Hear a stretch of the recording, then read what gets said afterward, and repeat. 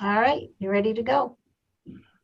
Good morning. I'm Jim Dill. I'm the Senate Chair of the ACF Committee, and I want to welcome everybody to our meeting here this morning. And we have one public hearing followed by a couple briefings, public hearings on LD 174, ending hunger by 2030.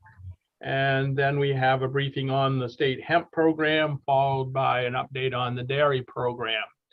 And before we start, I'll go around and ask folks to introduce themselves. I'll just go right in order. The first one is Representative Hall. Good morning. I'm Randy Hall from Wilton. I represent 6 towns in southern Franklin County, District 114. Representative Osher. Good morning. I'm Lori Osher. I represent most of Orono. That's the home of the University of Maine, District 123. Representative Pluker. Thank you very much. I'm Bill Pluker. I represent House District 95, which is Hope, Appleton, part of Union, and Warren. Senator Maxman. Hi there, I'm Chloe Maxman. I represent Senate District 13, which is almost all of Lincoln County and Washington and Windsor. Representative McCray. Yes, good morning, folks. Sorry about my voice. It's a little on the mend. Anyway, I'm from Fort Fairfield, and I guess we all got blasted by a storm yesterday. Glad to be here representing District 148. Thank you. Senator Black. Good morning, Russ Black from Wilton, representing Senate District 17, which is all of Franklin County and 4 towns in Kennebec, Belgrade, Mount Vernon, Vienna, and Fayette. House Chair O'Neill, excuse me. That do. Good morning. My name is Maggie O'Neill and I represent House District 15, which is in Saco. Representative Schofield. Good morning, Senator Dill and everyone. My name is Tom Schofield and I represent House District 112.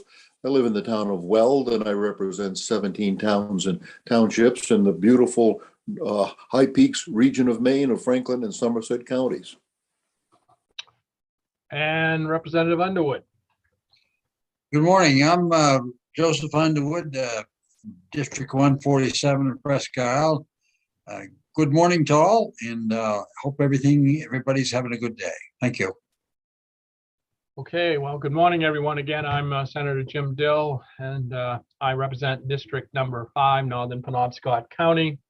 And I just want to mention that this is a public hearing, so if everybody would make sure you're muted, so there's no background noise.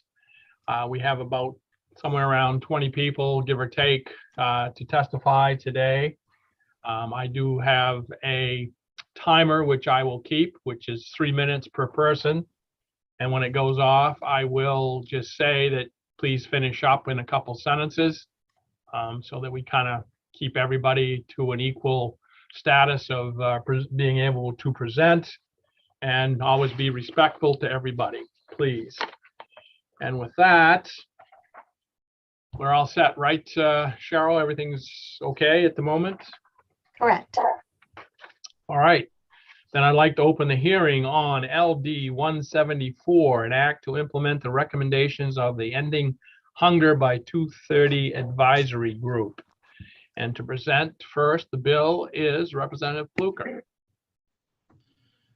Thank you very much. Senator Dill and Representative O'Neill, thanks for the chance to present to you this bill, an act to implement the recommendations of the Ending Hunger by 2030 Advisory Group.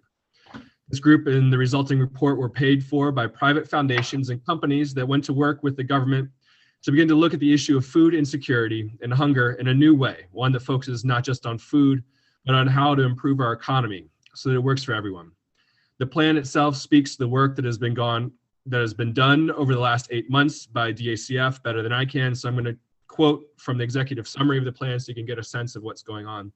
I also just want to kind of introduce at this point, there's still more work. This has been a concept draft that we have overwintered in my head, that we carried over from last year, and it still needs a little work. The report has been finalized in the last month or so. So this is work that I think that our committee is going to do together in conjunction with executive branch to make sure that the work of the report and the work, all the hard work that was put into this report is moves forward in a cohesive and deliberative way. Maine's plan to end hunger by 2030 aims at the root causes of hunger and food insecurity in our state. This approach was indicated in the authorizing legislation, 2019's resolve to end hunger in Maine by 2030, which was LD 1159 put in by Senator, or then Representative Hickman. It was explicitly endorsed and unanimously accepted ending hunger in Maine by 2030 report to the 129th legislature. The development of this plan spanned 28 months and engaged more than 200 people across the state, including people with lived experience of food insecurity, emergency food providers, nonprofit organizations, legislators, representatives from numerous state departments and the governor's office, and more. To understand this plan and its recommendations, it's critical to grasp a seeming paradox. Food security in Maine has little to do with food. More accurately, the causes of food insecurity have little to do with the scarcity of food. Food insecurity is most often a function of economic insecurity. Hunger is a symptom of poverty. The aim of this plan ultimately is to end hunger, and to do so by adding to the approach root cause strategies to prevent the problem from happening in the first place. That's why the plan's overwhelming focus is on income and resources, and of the forces that hold income and resource inequality in place. When we create a robust and equitable economy for those who can work and a user-centered and adequate social safety net for everyone, we will end hunger. This plan leverages expertise from across the state government. Contributing departments include education, economic and community development, health and human services, transportation, labor, the Office of the State Economist, and the Governor's Office on Policy Innovation in the Future. These policymakers were joined by a broad swath of legislators, nonprofit and business leaders, educators, policy experts, and concerned Maine residents. Importantly, contributors include Mainers with lived and living experiences of hunger. This Maine-based expertise was deepened by research into best practices and success stories from anti-hunger work in other communities and around the globe. The result of the plan is rooted in evidence-based solutions to hunger, the unique nature of the problem here in Maine, and the priorities of Maine people. Each year, we incur $709 million in hunger-related costs from lost productivity, increased need for special education services, preventable health conditions, and more. That's on top of the $370 million spent on feeding people. If we allocated resources to end hunger rather than to treat it, we estimate we would need far less than the $1 billion currently being spent, directly and indirectly, and we create more flourishing and joyful communities in the process. Now, the work of our community over the next few weeks will be to nail down exactly how the executive branch will go about implementing the strategies of the plan. DACF is asking to move the work of the plan to the Governor's Office of Planning Innovation in the Future, GOPIF. There, the cross-departmental work of the bill can be executed by bringing together resources and data from across the state to do the big work dreamed of by the original legislation. We'll need to work out what sort of oversight we want as a committee out of the process and any statutory expectations we might have for that office. We have a strong bill draft to start our work from. The Senate President did not want us to put off the public hearing any farther, so I'm asking for the patience of the committee as we continue to draft amendments to the bill before the work session so we can make sure the bill is doing the work we want it to do. And we can strategize with GOPIF to make sure that they have the resources they need to get the work done. Food insecurity and hunger is a problem with the solution. We have the resources to address it. This bill marshals those resources and creates a central location from which the state can coordinate the work of making sure not one of our citizens go to sleep worried for where their next meal is coming from. Thank you very much. Thank you. Are there questions for Representative Pilker? So, Representative, let me see if I have this straight. So today we're going to have, of course, presentation by the department next. You have a draft of what the task force or what advisory group has come up with. We'll have the public hearing with people supporting certainly the concept and probably some of the information from the draft.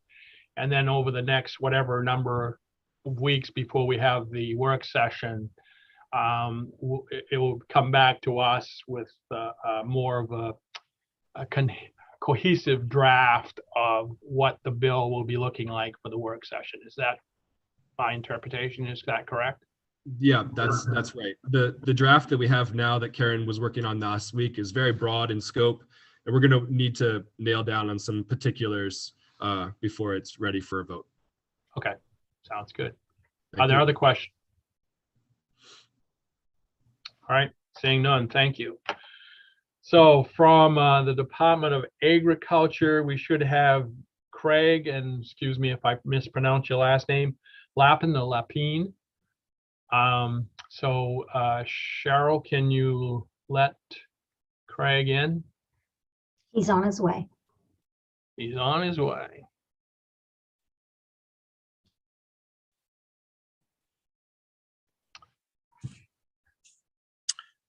Good morning. Good morning.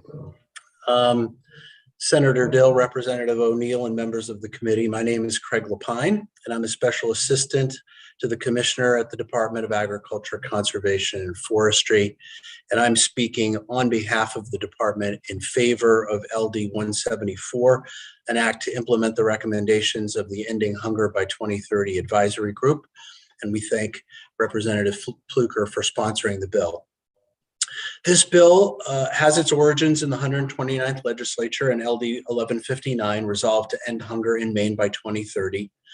That resolve committed Maine to end hunger by 2030, and it charged DACF with developing the strategic plan that would lead us to that goal. The plan was created throughout multiple phases, and in total, more than 200 people, including those with lived experience of hunger and food insecurity, offered their best thinking on what drives hunger in Maine and what actions by government, but also nonprofits, private sector businesses, educational institutions, and individuals would once and for all uproot poverty and the corrosive effects of food insecurity. From taking a root cause approach, what we learned is contained in the document you have now received. Everyone at the table, Maine's plan to end hunger by 2030. A professionally designed and laid out plan, which is easier to navigate, is forthcoming. I apologize you don't have it now. We hope to have it sooner, but turns out everything takes a little longer in a pandemic. What was brought home to us throughout the process is the staggering level of human suffering lurking in Maine's hunger statistics. When we note, as the plan does, that 1 in 8 Mainers and 1 in 5 Maine children are hungry or at risk for hunger, what that means is that each day, thousands of children in every school district in the state come to class too hungry to learn. Thousands of workers are too economically insecure to thrive, and thousands of Maine people are contending with entirely preventable ill health. It means that every time we go to a grocery store or a school event, each of us, whether we recognize it or not, is interacting with people who are struggling. We are proud Maine committed to end hunger, as we acknowledge that it impacts virtually every community in our state. It also bears repeating, as Representative Pluker pointed out, that hunger's human toll has an economic impact Maine can ill afford. Each year, we incur $709 million in hunger-related costs, from lost productivity, for special education services, elevated healthcare costs, and more. And that is on top of the $370 million expressly dedicated to feeding people. And we do believe it would take far less than that $1 billion plus we spend now to end hunger versus just treating it. And we'd open a wellspring of human and economic potential in the process. As everyone at the table was developed by taking a root cause approach, the collection of goals and strategies therein are interdisciplinary in nature, and many don't have to do directly with food. Something else to note as you dig into the plan's goals and strategies is that much of what it proposes is not new work, but rather a coordination and strengthening among ongoing efforts. For example, the plan calls for ending hunger work to align with efforts around the state's 10-year economic development plan, DOT's statewide strategic transit plan, the goals of the Children's Cabinet, and more. For that reason, we believe that ongoing coordination of the implementation of this plan should be embedded in an agency designed for interdepartmental and cross-cutting collaborations. And the Governor's Office of Policy Innovation in the future is well positioned to be that agency if funds were made available for implementation. And I should say we are in communication and conversation with GoPIF, and they are willing to put together what a fiscal note would look like in time for that work session, if that's something that the committee would like to see. With that said, DACF anticipates staying highly engaged with this initiative, and in particular, working in concert with GoPIF to meet the goals of this plan that are food related, such as articulated in Goal B Strategy 4 to improve nutrition security by supporting and sustaining a diverse, local, and robust food supply system in Maine, as well as continue to manage the Maine Ending Hunger Vista Corps to spur and coordinate the regional implementation of Ending Hunger by 2030 initiatives and strategies as described in Goal A Strategy 2. We are confident that GoPIF is the appropriate office to implement coordination of this important work. Thank you for this opportunity to describe the efforts that have delivered a plan to end hunger in Maine by 2030. I'm happy to answer any questions now or at the work session. Thank you. Are there any questions for Mr. Lapine?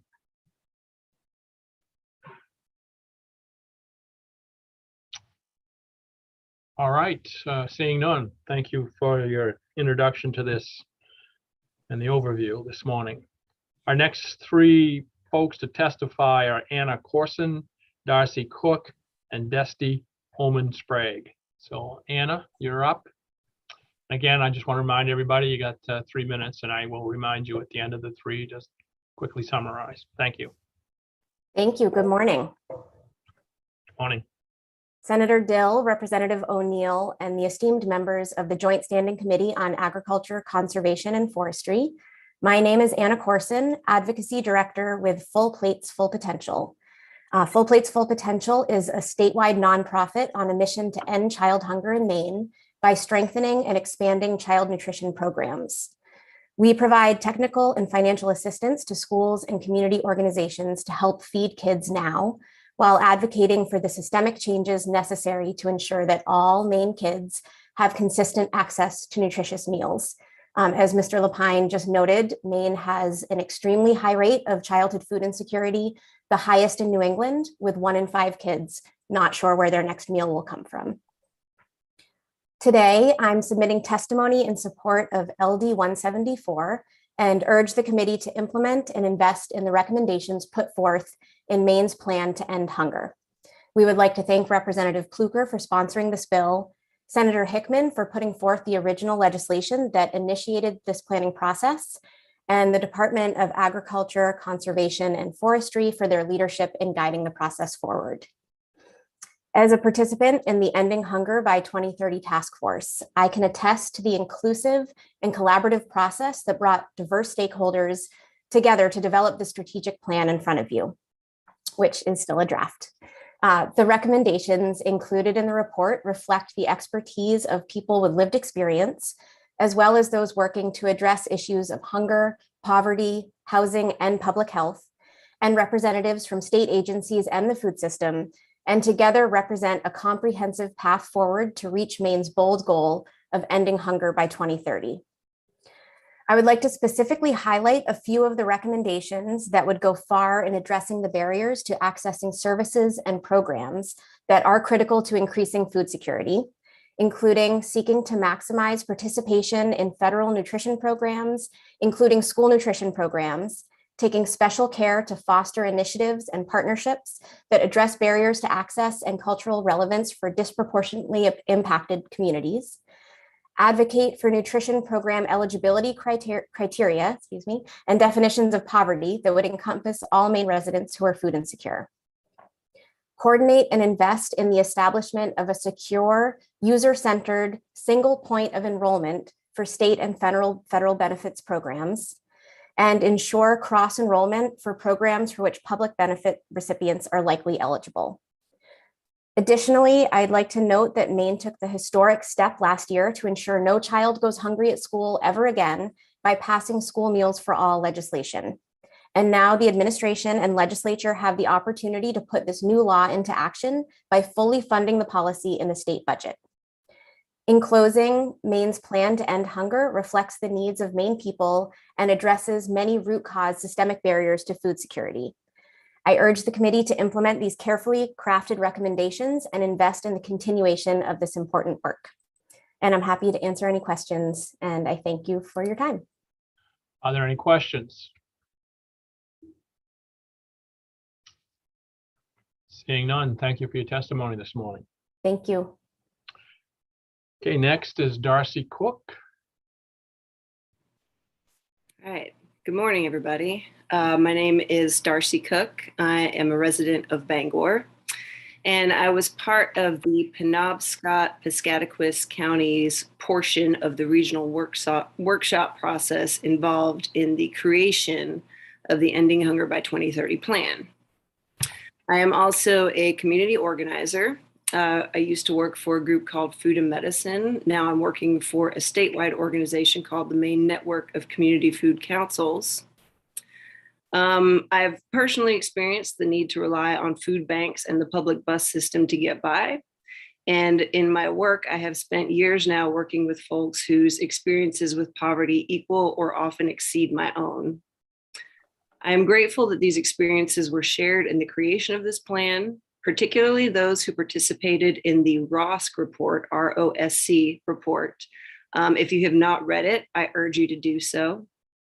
I believe that there will be some very real and useful logistical changes that come out of this, and making accessing resources an easier process for people who are experiencing food insecurity and poverty. However, the most important reason I support this plan, and what I hope resonates the most with everyone, is the changing of the story we tell ourselves about poverty and hunger. We need to stop viewing it as an individual failing and take a very hard look at the systems we have created that make it so easy for a person to fall into poverty and so incredibly hard for them to get out. I believe this plan and the act of creating it is a small step in that direction, and I hope you all support it. Thank you. Thank you. Are there any questions? All right, seeing none, thank you for your testimony. Up next is Desti Holman-Sprague, followed by Heather Spalding, Izzy Ostrowski, and Jim Devine. Good morning, Desti. Good morning. Hello, Senator Dill, Representative O'Neill, and members of the committee. My name is Desti Holman-Sprague. I join you today on behalf of the Maine Women's Lobby. I have been working before the Maine legislature since 2008, and this is the first time I've had the chance to testify before your committee. So I appreciate the opportunity to be here and appreciate all of your good work. For over 40 years, the Maine Women's Lobby has advocated for gender responsive and gender equitable public policies, with a focus on those most affected by misogyny, sexism, and other forms of oppression. We are here today in strong support of the good work done by the Ending Hunger by 2030 advisory group and of this bill. And thanks to the sponsor, Representative Fluker, for bringing it forward. I was so grateful to have the chance to review the draft of this report, because as I read it, I just was absolutely blown away by the many places this work intersects with gender equity on nearly every page. If you look at all of the subgroups and subcommunities who are lifted up as being particularly affected by food insecurity, you can't help but notice that most of them are disproportionately women. For example, African immigrants in Maine are highlighted. They are 57% women. Single parent households, which are more than twice as likely to be headed by women. People in low wage earning jobs, such as home health aides, which are almost all women, restaurant workers. It also lifts up other folks who are affected by sexism and misogyny, such as queer and trans community members. So I really see this as not only an issue of food insecurity, but also an issue of gender equity and justice. And we found that in our work, developing the 2020 policy roadmap for economic justice, when we interviewed key stakeholders across 45 different organizations and state agencies, we heard the same message again and again, that structural changes are needed in order to really uplift the wellness of women and people who are harmed by structural sexism. In our report, we identified addressing basic needs as a key solution for gender justice. And I've included some of the quotes from our interviews here. Let's talk about the trauma of not being able to put food on the table for our family, flagging that we have short-term successes because of COVID relief money, but that we need to have structural public policy change. If you don't have enough food to eat, are you going to be able to think about birth control? We really know that these issues are connected to so many other facets of our lives, and we are excited to read the kinds of systemic solutions that this report puts forward and excited to be part of moving these solutions forward however we can be. So thank you for your work and thanks for taking the time to hear this bill. We hope that you'll vote ought to pass on LD 174. Thank you. Are there any questions? All right. Again, thank you for your testimony this morning. Thank you. Okay, next is Heather Spalding. Good morning, everyone. Can you hear me? Yes. Okay, great. Thank you. Good morning, Senator Dill, Representative O'Neill, and members of the Committee on Agriculture, Conservation, and Forestry. My name is Heather Spalding, and I'm Deputy Director of MOFGA, Maine Organic Farmers and Gardeners Association. MOFGA envisions a future of healthy ecosystems, communities, and people and economies sustained by the practices of organic agriculture. Through advocacy and education, we're working to make a food system that's healthy, accessible, and fair for everyone. This vision of agriculture that generates the vast majority of the state's food supply with locally, organically grown produce. And we feel that our vision relates directly to this report, Everyone at the Table, Maine's Plan to End Hunger by 2030. And we encourage you to support this plan. Excuse me, I've got a frog in my throat.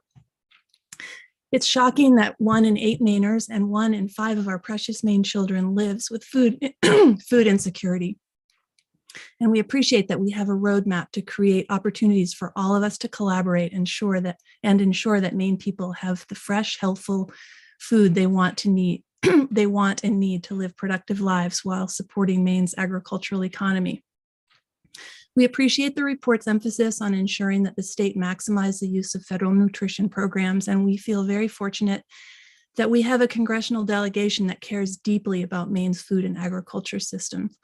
We also appreciate that the report stresses the need for addressing economic and cultural conditions that sometimes trap people in poverty. There's no shortage of food. We just need to make it possible for everyone to get enough to eat. We appreciate that this report highlights the structural racism as an underlying force for the experience of food insecurity that Black, Indigenous, and people of color in Maine are experiencing at a rate 2 to nearly 4 times higher than the state average. Food insecurity is a drag on Maine's economy, and this report will help address that greatly. Food insecurity costs Maine $709 million annually, which is far more than the appropriated funding of more than $364 million each year for food and private relief for those who are hungry.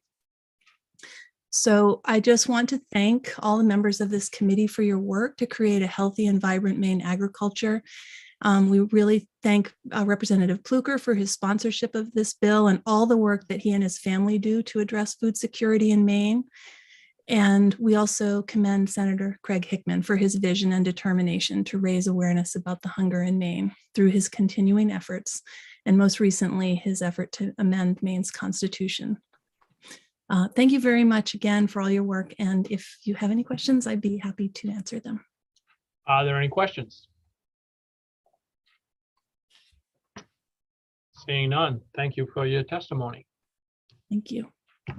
Next is Izzy Ostrowski. Good morning, Senator Dill, Representative O'Neill, and esteemed members of the Joint Standing Committee on Agriculture, Conservation, and Forestry. My name is Izzy Ostrowski, and I'm the Maine Hunger Initiative Social Change Advocate at Preble Street, a human services anti-poverty agency with over a dozen programs and services provided across the state. I am here today to testify in support of LD 174. Maine is facing a hunger crisis. The COVID-19 pandemic has exacerbated issues of homelessness, housing insecurity, and food insecurity for individuals and families. In our programs, we've seen a stark increase of people accessing emergency shelter, prepared meals, and food from our food pantry. Preble Street served 1 million meals in 2020 and 2021, a massive increase from the yearly average of 625,000 meals served in years prior. Now more than ever, people are struggling to make ends meet and purchase a variety of food for themselves and for many, their families. As Maine ranks 5th in the nation for highest levels of food insecurity, we must ensure that the recommendations of the advisory group are enacted to address both immediate need and the root causes of hunger and food insecurity. Food insecurity is a racial justice issue, as many people have touched on today. Black people, Indigenous people, and people of color in Maine face higher rates of hunger and food insecurity. And even prior to the pandemic, Black households in Maine had rates of hunger that were 3 times higher than all other households.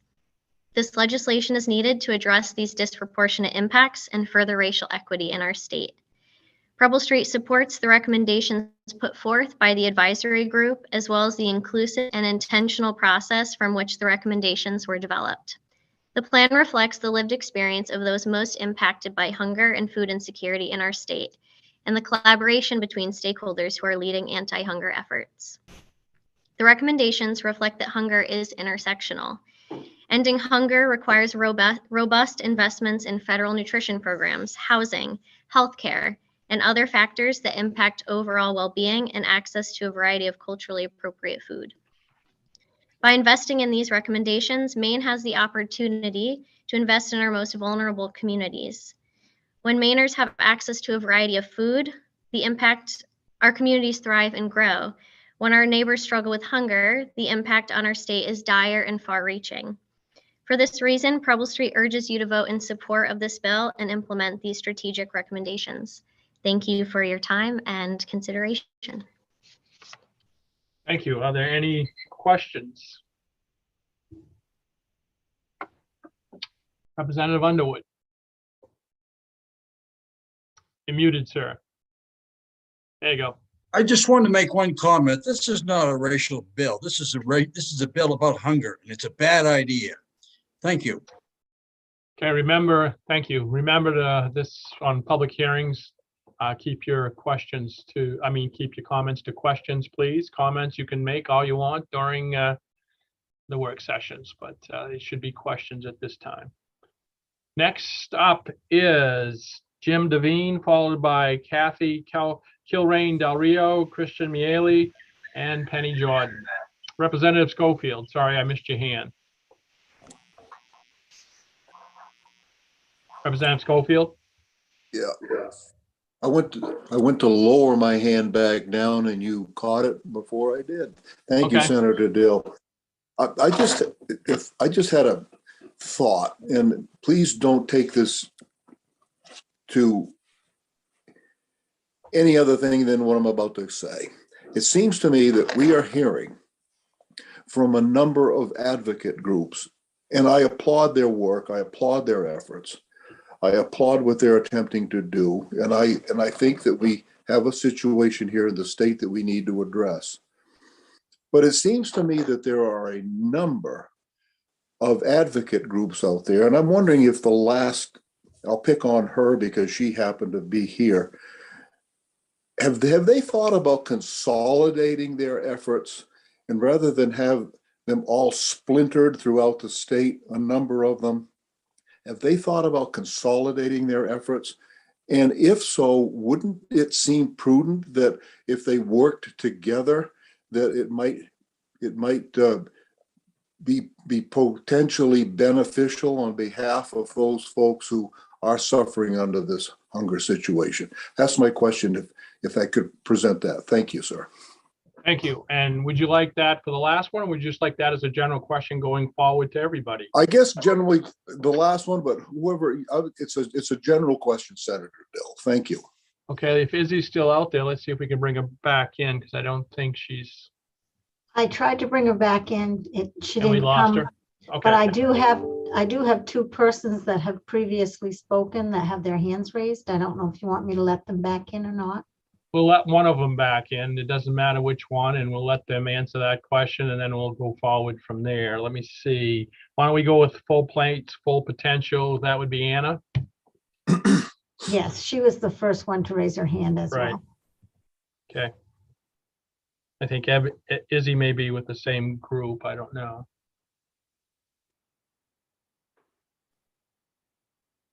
Welcome back, Anna. Did you hear the question? Thank you. I did. Yeah, thank you for the question, Representative Schofield. I hope that this will be good news to you to hear that most of the people testifying today, we do work collaboratively. We're all statewide organizations. And just as an example, Ms. Ostrowski, who was just speaking, and myself and some future folks who will be testifying, we meet every other week to talk about issues of food insecurity in the state. And a lot of the recommendations brought forth were identified by both by the work that we do and by folks with lived experience as barriers that we all continue to come up against that are preventing us from reaching our goals as individual organizations and our collaborative goals to really address food insecurity in the state.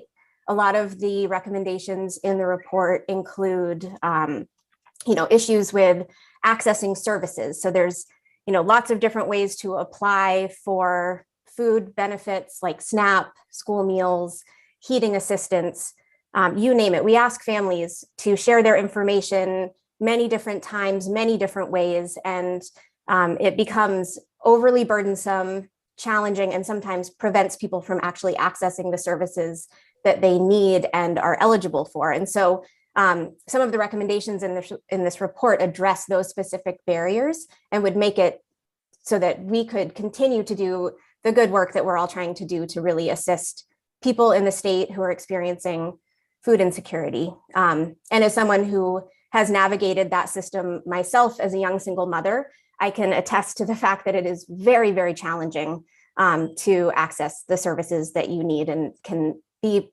fraught with shame. There's not a lot of dignity tied to it. So thank you. I really do appreciate your question and hope that you know that we have been working collaboratively and will continue to work collaboratively as we address the different aspects of food insecurity that we see across the state. So thank you. Thank you. That sort of helps me. Thank you. Representative O'Neill. Thank you, Mr. Chair. So I think I just wanted to make an ask that we stay on the subject matter of the bill in front of us. And I think it's tough today because we, just because of scheduling, we had to move forward and we don't have the report in front of us. But I think it'll be good once we get the presentation from the department, once they've had the chance to complete, and then we can discuss those details. But just to keep on the subject matter today. Thank you. All right, next we have Jim Devine, followed by Kathy Kilrain Del Rio, Christian Miele, and Penny Jordan. Okay, can you hear me? Yes. Okay, good morning, Senator Dill, Representative O'Neill, esteemed members of the Joint Standing Committee on Agriculture, Conservation, and Forestry. My name is pronounced Jim Devine, in case you need to know, and I'm an advocate with Homeless Voice of Justice, a grassroots organization that works for social change on behalf of people experiencing homelessness. And just for your information, all the advocates with Homeless Voice of Justice have all personally experienced homelessness. So I think we know what we're talking about. And just to quickly respond to that prior concern, sometimes I think I spend half my time working with allied groups on various issues of concern. The list is long. It includes Maine Equal Justice, Maine People's Alliance, Southern Maine Workers Center, and Pine Tree Legal. And if I forget anybody, I beg your pardon. So Homeless Voice of Justice seeks to empower people struggling with homelessness and poverty whose perspectives are often excluded from the development of policies and programs that impact their social and economic well-being. We are writing in support of passage of, or testifying in support of passage of LD 174. Even before the COVID-19 pandemic, Maine was overdue in addressing the sustainability and equity of its food systems. As the pandemic continues its surge, we believe it is past time to prioritize these issues with robust solutions like the one offered by the advisory group. We know that hunger is now on the rise by as much as 25%. 215,000 Mainers are facing hunger, including 60,000 children. We are on track to distribute 31 million meals this year, yet this is only 75% of the 40 million meals we project are needed.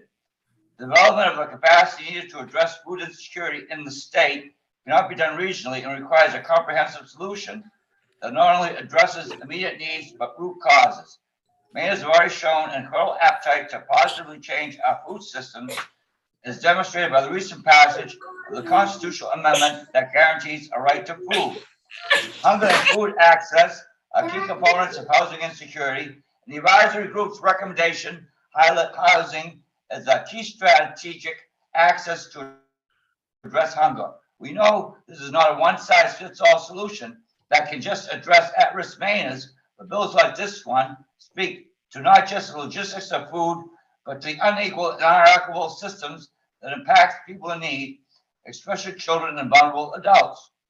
We agree with the advisory group's recommendations that an overhaul of how we study, speaking about, and fund food systems across the state is needed to improve access to the entire state, for the entire state.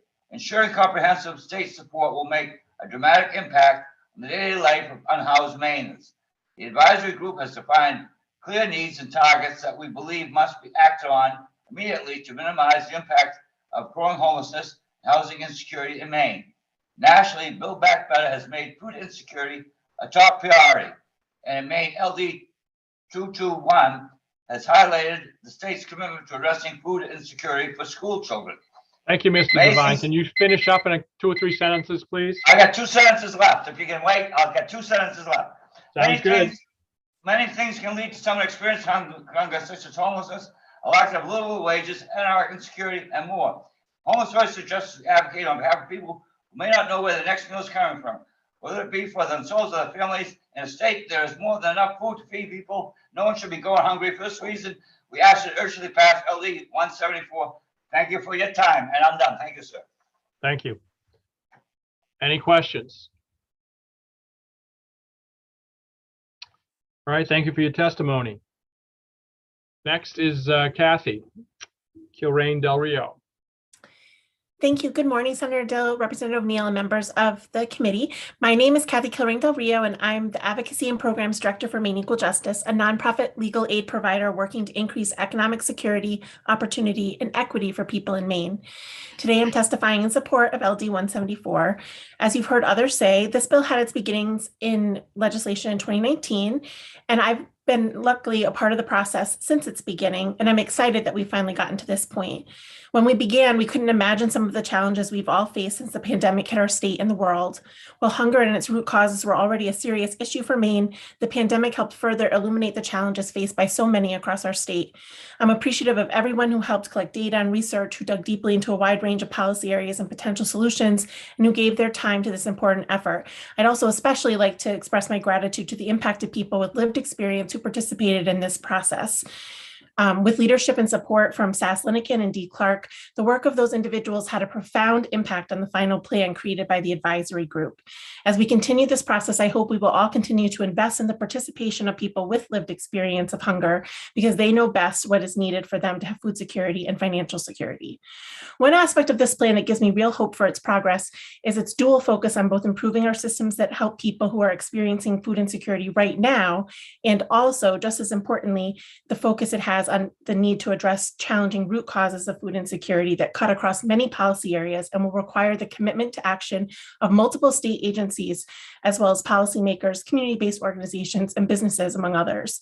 For that reason, we support the proposal to move the work of the advisory group to the Governor's Office of Policy Innovation in the future, as it is best suited to coordinate multi-agency efforts.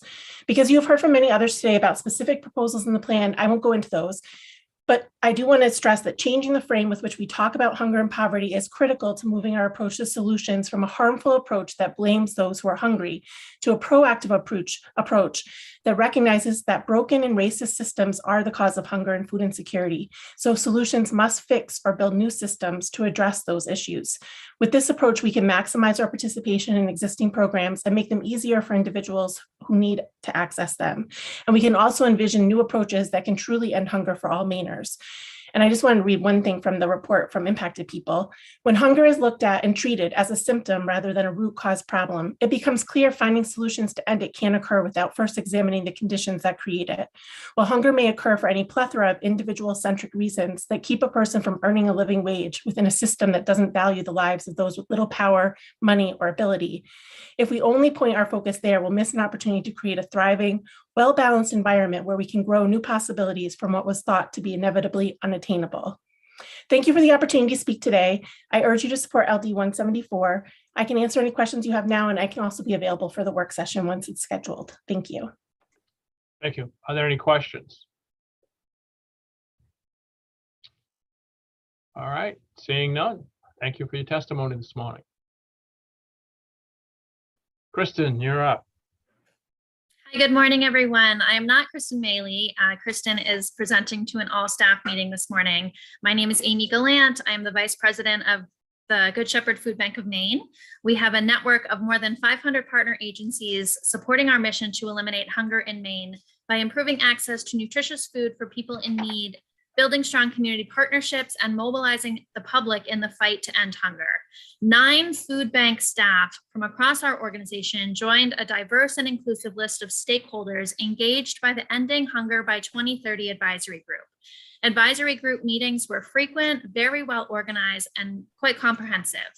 It provided a process through which many could come together to create a measurable, achievable, and action-oriented strategic plan for making the vision of ending hunger in Maine by 2030 a reality.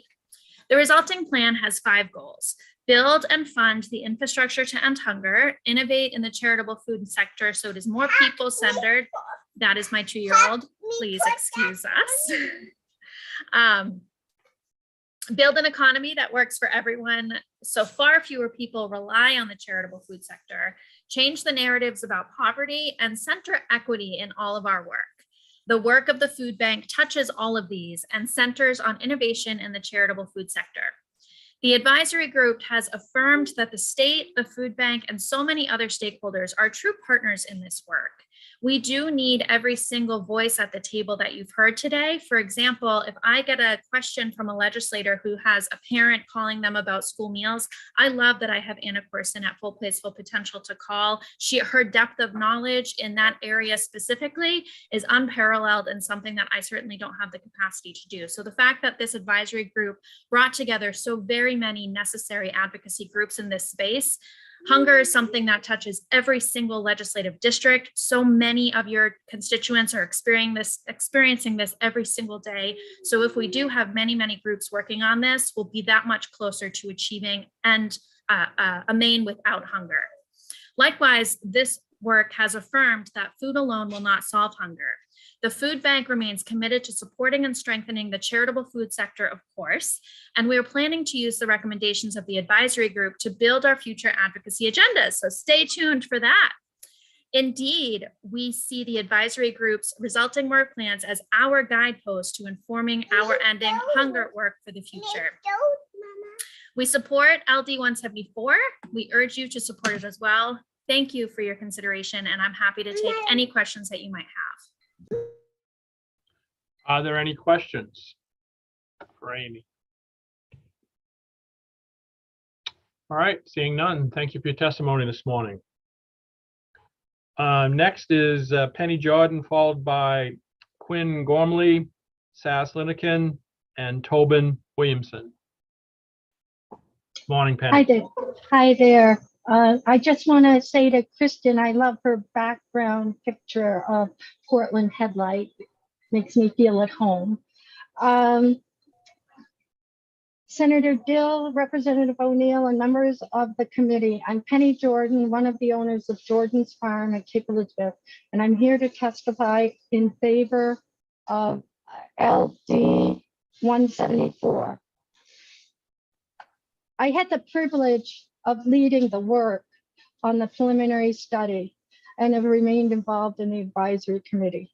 Plus, Jordan's Farm has worked for over 50 years to address hunger in our community and the state.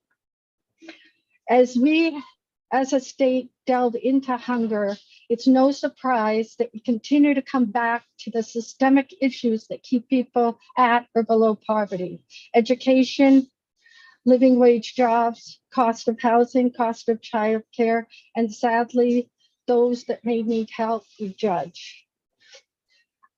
As I was working with our team on the preliminary report, I was reading these same issues in reports that dated back to the 1960s, and they were proposing similar solutions. I think it's now time to take action.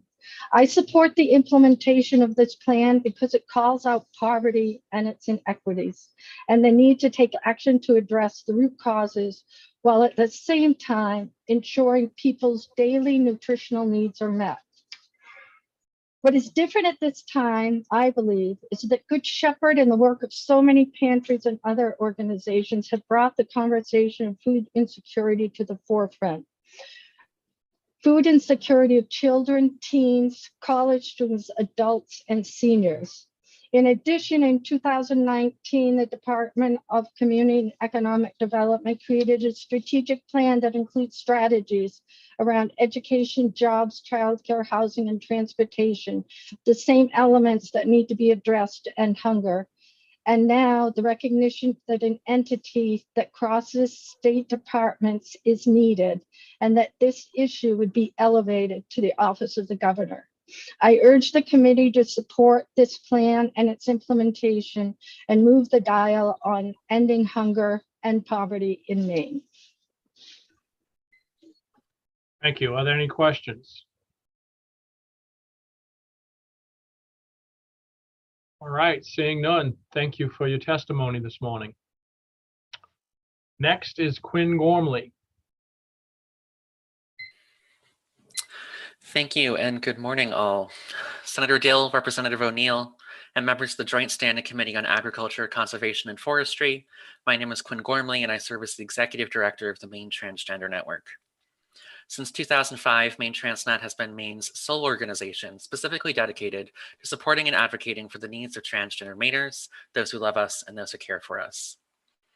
We support legislation with the potential to make substantial contributions to the health and welfare of our community through economic improvements, increases in safety, and the meeting of basic needs. And we are here today in support of LD 174. I'd like to extend our gratitude to the sponsor, Representative Pluker, Commissioner Beal, and the members of the advisory group for their dedicated work creating this plan. As noted in the draft plan, nationally, lesbian, gay, bisexual, and transgender adults are nearly twice as likely as their straight and cisgender peers to live in food insecure households. Data from our own 2021 Maine Transgender Community Survey found alarming trends in food security and access among our community, including 12% of transgender Mainers receive benefits from the SNAP program, about 7% regularly access services of a food pantry, and most significantly, only 53% of transgender Mainers report being able to consistently afford sufficient food for themselves and those in their care. This final statistic becomes more dire when we use intersectional analysis between disability and transgender status. Approximately 64% of transgender Mainers have a disability of some kind, and a meager 30% of them report being able to consistently afford sufficient food. Transgender Mainers face a variety of barriers to food security and accessing safety net programs. In rural Maine, for example, many food pantries are religiously affiliated, often with institutions that are not affirming of transgender people or who are specifically hostile to us. Often, we are unable to tell the difference between safe and exclusionary religious organizations and avoid them as a matter of safety. Document incongruence can complicate access to state and federal safety net programs when gender markers and legal names are inconsistent between documents such as state and federal IDs, social security names, or the name and gender marker of record in often outdated government databases. When transgender Mainers are able to access safety net programs, they are often defensive of the security that they offer and must protect themselves from losing the benefits due to phenomena such as the benefit cliffs identified in the advisory group report. Finally, transgender Mainers face barriers related to economic security more broadly. This is often related to discrimination in hiring and promoting practices, social biases, and transphobia. A disproportionate number of transgender Mainers find themselves working in low and low-income jobs. Maine Transnet applauds the work of the advisory group in naming the systemic contributions of economic inequality on food security. Food is among our most basic needs, and our access to it is determined largely by our income. Any plan for food security that fails to deal with this reality will not be successful in eliminating food insecurity. Thank you again, and we urge you to support this proposed plan. Thank you. Are there any questions? All right, seeing none. Next is Sass Liniken. Good morning. I'm Sass Liniken of Skowhegan, and I'm here today in support of LD 174, an act to implement the recommendations of the Ending Hunger by 2030 advisory group. I'm here in both a personal and professional capacity. I've been working on this plan professionally for more than a year as my organization, ROSC, was asked to organize a group of people impacted by hunger and poverty to review the recommendations that were made in the interim report to end hunger in Maine by 2030, and to offer feedback and additional ideas. In that regard, this means an incredible amount to me because I watched the folks that I helped organize put everything that they have into painting a very clear and honest picture of exactly what they need and why they need it, which came at no small cost because it required them to tap into painful and traumatic experiences that have kept them struggling, and because of the nature of the project, to do that tapping with an audience of people who hold power over them, which was not always easy. I come to this personally as well as professionally because I come from a lifetime of poverty. I grew up with failure to thrive. School kids used to call me cancer patient because of how thin my hair was due to lack of nutrition. From the time I was 16 years old until I was 23, I was chronically homeless. And up until I was in my late 20s, I weighed under 100 pounds. And for reference, I'm 170 now. I'm 43 years old today, and in my entire life, I've only ever been without the need for public assistance for 3 short years. And as of now, unless something changes for me, I'm going to be working until I die because I've never had the luxury of saving for retirement or for a home or for any asset that I might be able to trade later for cash that I would need to survive when my body wants to give out. The reason I'm asking you to pass this bill isn't because of its focus on food. I'm asking you to pass it because of its focus on the root causes of hunger, which require us to take a strategic look at how low wages, lack of affordable housing and healthcare, lack of transportation and affordable childcare, lack of supports for people who live with disabilities and their caretakers, and disproportionate impacts on certain groups of people all play a role in how a person can access adequate nutrition and, frankly, some modicum of feeling whole and happy. This plan was deeply informed by people who know what they need, and it didn't come easy to us to ask for it. There were a number of times where we discussed with each other how little we believed we were even being listened to. And then last week, we got a chance to see what was being delivered to you for consideration, and a number of us cried while we were reading it because of how much we saw our voices reflected, and even more to the point, how effective we believe that the recommendations in this plan are. The interim plan was passed with a groundswell of support, and you can't imagine what it would feel like to those of us who struggle to see that type of support continue, knowing that we've helped to put this in motion. It's not perfect, and there's still tons of work to do, but please push this forward and not only help the work to continue, but send a strong message to people who've been impacted by poverty and hunger that our voices really do matter. And I just want to end with a favorite quote of mine, which is that when a flower doesn't bloom, you fix the environment in which it grows, not the flower. This plan aims to do just that. So please give it your support. Thanks for listening. Thank you. Are there any questions? Seeing none, thank you for your testimony. Next is Tobin Williamson, followed by Todd Mason, Whitney Parrish, and Winona Krishnot Peters. Good morning, committee members. I am here to testify in support of LD 174 on behalf of the Maine Immigrants' Rights Coalition, also known as MERC. We are a coalition of more than 80 member organizations across the state whose mission is to improve the legal, social, and economic conditions experienced by Maine's immigrants, enhancing their lives while strengthening Maine as a whole through advocacy, information sharing, and collaboration both through and among our member organizations. Merck is a council member of the Everyone at the Table Ending Hunger in Maine by 2030 initiative. We believe ensuring that no Mainers go hungry is a valiant cause, and we are happy to be a part of this important movement.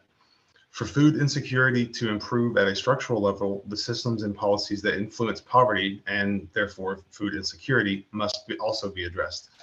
In my personal experience, growing up in a single parent household in a poor region of the country, and in my work experience, both in U.S. congressional constituent services and in workforce development, I've seen firsthand the ways that hunger and food insecurity are interconnected with the systems and structures that influence our lives. If your job is $13 an hour, but the only childcare you can find is $15 an hour, it does not make much sense for you to keep that job. If you need to take a bus to a healthcare appointment, but the bus schedule is sporadic, it can be tough to make your appointment on time. If you require emergency dental care but do not have dental insurance, you may have to sacrifice quality food choices at the grocery store to afford your emergency dental care. All of these systems are interrelated.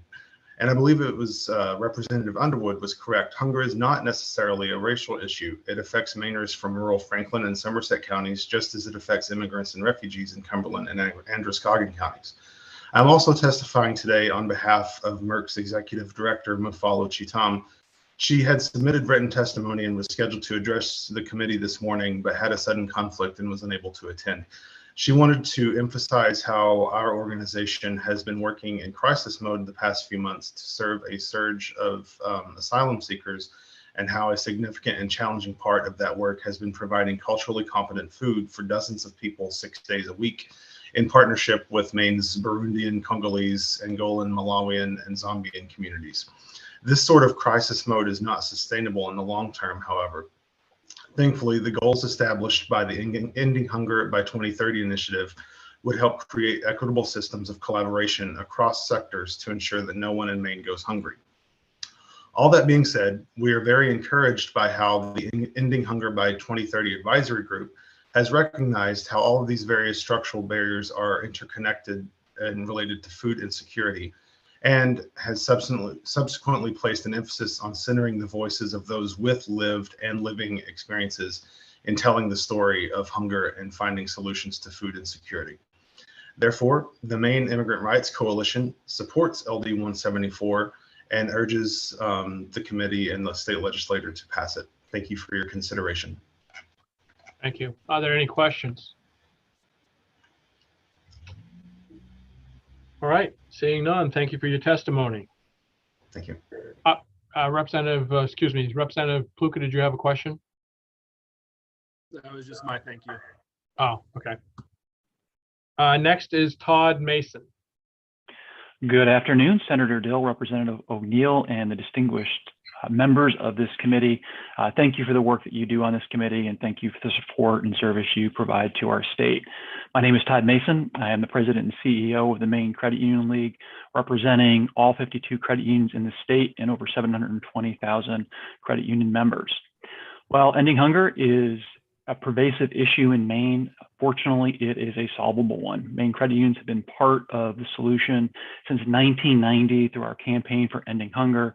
Since its inception, we raised over $10 million for this important cause, with needed funds going to local food pantries around the state, schools, Full Plates, Full Potential, Good Shepherd Food Bank, and others helping with this critical cause.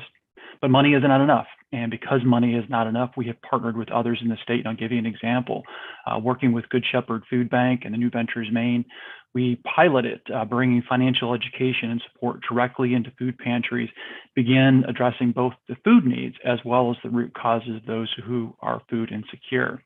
The reality that money alone, nor any single thing, will ever solve hunger is what makes the work of the Ending Hunger by 2030 advisory group and its recommendations so powerful.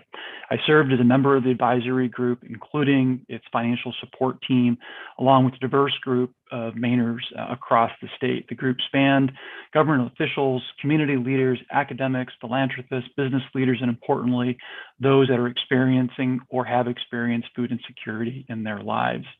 By taking a holistic approach, the advisory group's 5 goals of addressing infrastructure, access, economic security, amplifying the voices of impacted people, and equity provide the necessary framework and actions needed to solve hunger. I'll give you one example.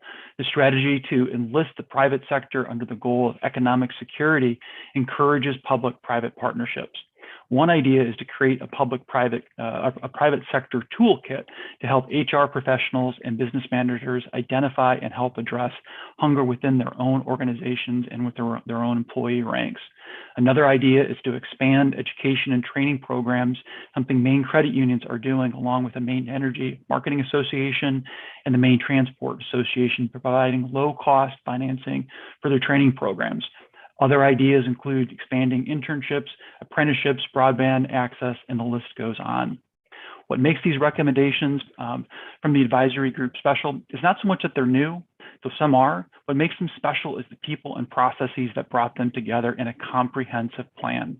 There's no single action or group that can end hunger. It takes a common agenda, shared measurements of progress, mutually reinforcing activities such as are outlined in this report, strong communication in a village to make the collective impact needed to end hunger. In closing, I thank Commissioner Beal. I thank Craig Lapine, who spoke earlier today, Special Assistant to the Commissioner, my fellow advisory group members, and all those involved in this important initiative. I fully support, along with the Maine Credit Union League, LD 174, and I encourage this group to support it as well. Thank you, and happy to take any questions you have. Thank you. Any questions?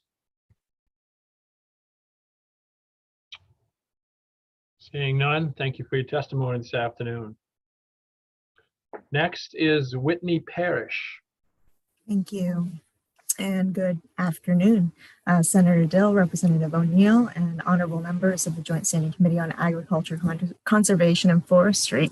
My name is Whitney Parrish. I am the Acting Executive Director of the Permanent Commission on the Status of Racial, Indigenous, and Tribal Populations, and I am honored to offer testimony in support of LD 174. The Permanent Commission is an independent state entity with a mission to examine racial disparities across Maine and to work toward improving the status and outcomes for currently and historically marginalized racial, Indigenous, and tribal populations.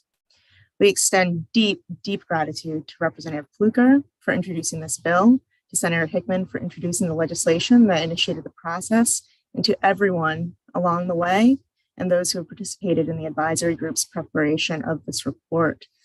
I was a part of the advisory committee in my last role, and it was a remarkable experience. I do speak for the full commission when I say I long for Commissioner D. Clark to be here in my stead. Our beloved commissioner was a vitally instrumental part of that process before her passing a few months ago. We acknowledge the importance of her powerful, inimitable voice, a voice that worked tirelessly to ensure that the people who have struggled with hunger are not just at the table, but leading efforts like this to end it.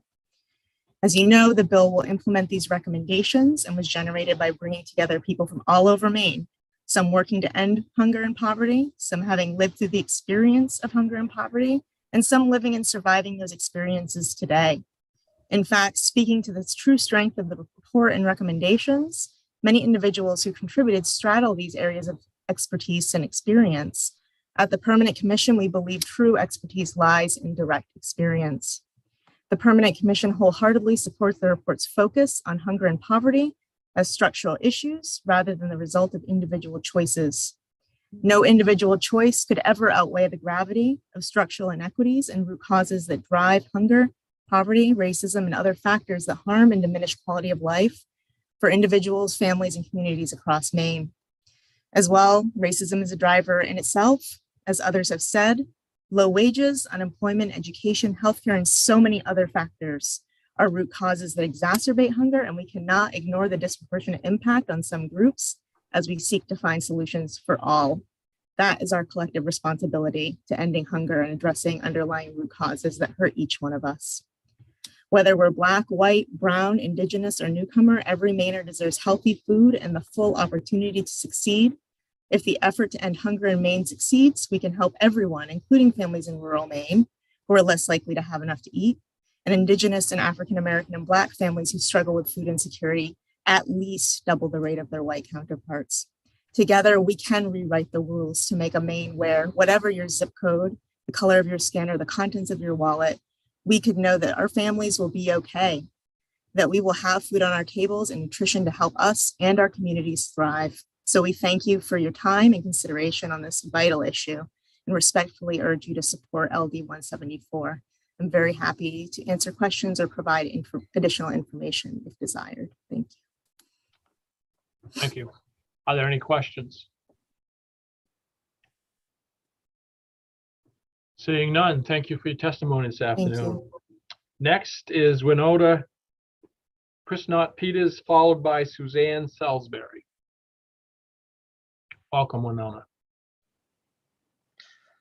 Thank you. Hello, Senator Dill, Representative O'Neill, and esteemed members of the committee. My name is Winona Krishnot Peters, and I am speaking to you today in support of LD 174. I was an active part of the advisory group for this plan, along with many other Mainers who have experienced or are currently experiencing poverty and food insecurity, and a large group of both members of private businesses and public organizations that work to end hunger, who were all interested in making hunger no longer a problem for Mainers. I want to start my testimony with the assertion that all people deserve good, healthy, and culturally appropriate food. And I do mean all people. Food insecurity disproportionately affects certain groups such as African immigrants, single-parent households, disabled people who are unable to work, and people of color. These communities, as I said, have a disproportionate number of folks who are unable to figure out where their next meal is going to come from sometimes. I personally grew up in poverty and have only within the last year or so gotten out of that cycle of starting to get ahead and then losing benefits and then falling back again. Hunger is a symptom. It is not in itself the root problem. Poverty is. And the tendency for folks to begin to improve their financial situation and then almost immediately fall into the trap of benefit cliffs where they make just enough money to no longer qualify for public programs, but not enough money to actually pay their bills and put food on the table is a very real issue. And there are this plan seeks to remedy that particular situation in addition to others that cause hunger. The plan recommends, the recommendations from the advisory group seek to both improve our state's response to food insecurity now and to address the root causes of hunger and the systematic issues that are causing it so that we can prevent it from becoming an issue in the future. I urge you to consider the recommendations for the advisory group from the advisory group and to implement them to help end hunger in Maine. And I am happy to take any questions and provide additional information if necessary. Thank you. Thank you. Are there any questions? All right, seeing none. Thank you for your testimony. Next is Representative Sue Salisbury. Thank you. Afternoon. Senator Dill. How are you all? Thank you so much for allowing my late entry for the testimony on this very important work that's been done. The members of the Joint Standing Committee on Agriculture, and Conservation and Forestry, I'm pleased to be able to speak to you today in support of LD 174. I had the honor over the last year to be a part of this advisory group, serving on the Public Policy and Legislative Action Support Team. Today, you've heard statistics and stories about poverty and hunger across our state. You'll understand that the work of this committee comes from a place of desperation. Mainers need help, not just a Band-Aid fix, but real policy changes that will stop the hemorrhaging that is hunger in Maine.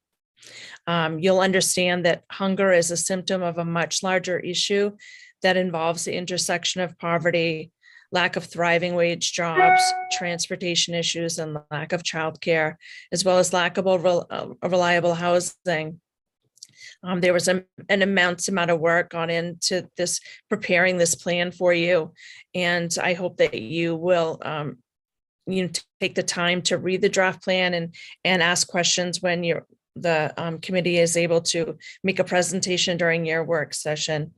If I can address really quickly or just that as an aside, I run a food pantry here in Westbrook, Westbrook Families Feeding Families, and we're very fortunate that we are able to work with Full Plates, Full Potential and the Locker Project. So there is a lot of work that's being done between groups to try to fulfill the needs of the people in our communities.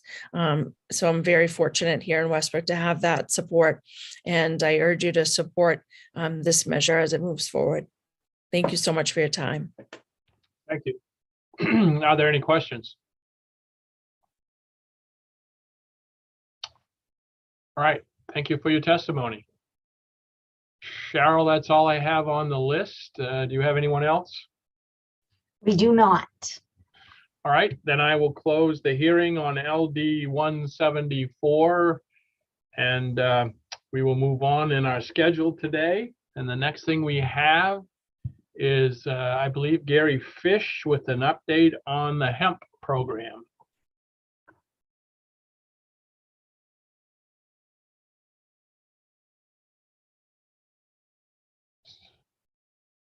I do not see Gary Fish in the. I don't either. Is there someone else that's going? Let me see. You want to raise your hand? Is it Mary? Mary, are you doing it? I thought they said She Gary was on a list. Yeah. What? Yeah. She was on a list. Yeah. She's coming in. Okay. I do have some others. Do you want me to let them in or wait? I'll wait and see what's going on here for this particular one. All right. Yes, Mary. Can you hear me?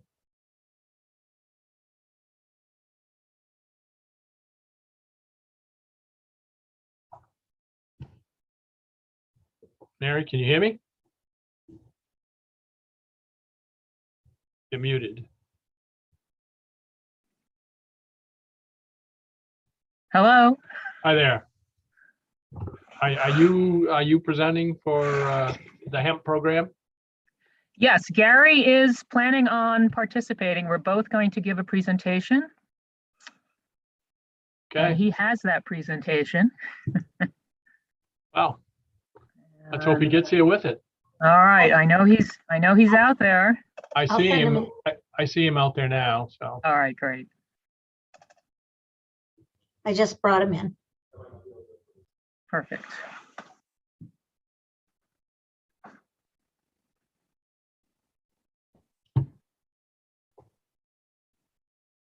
He's stuck in cyberspace. He is in cyberspace somewhere. There he is. Can you hear us, Gary? Yeah, I'm here. I'm here. Can you hear me? Yes. And let me share my screen.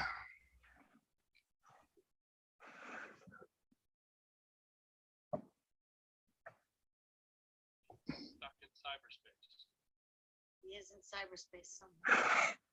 There he is. I'm here. I'm here.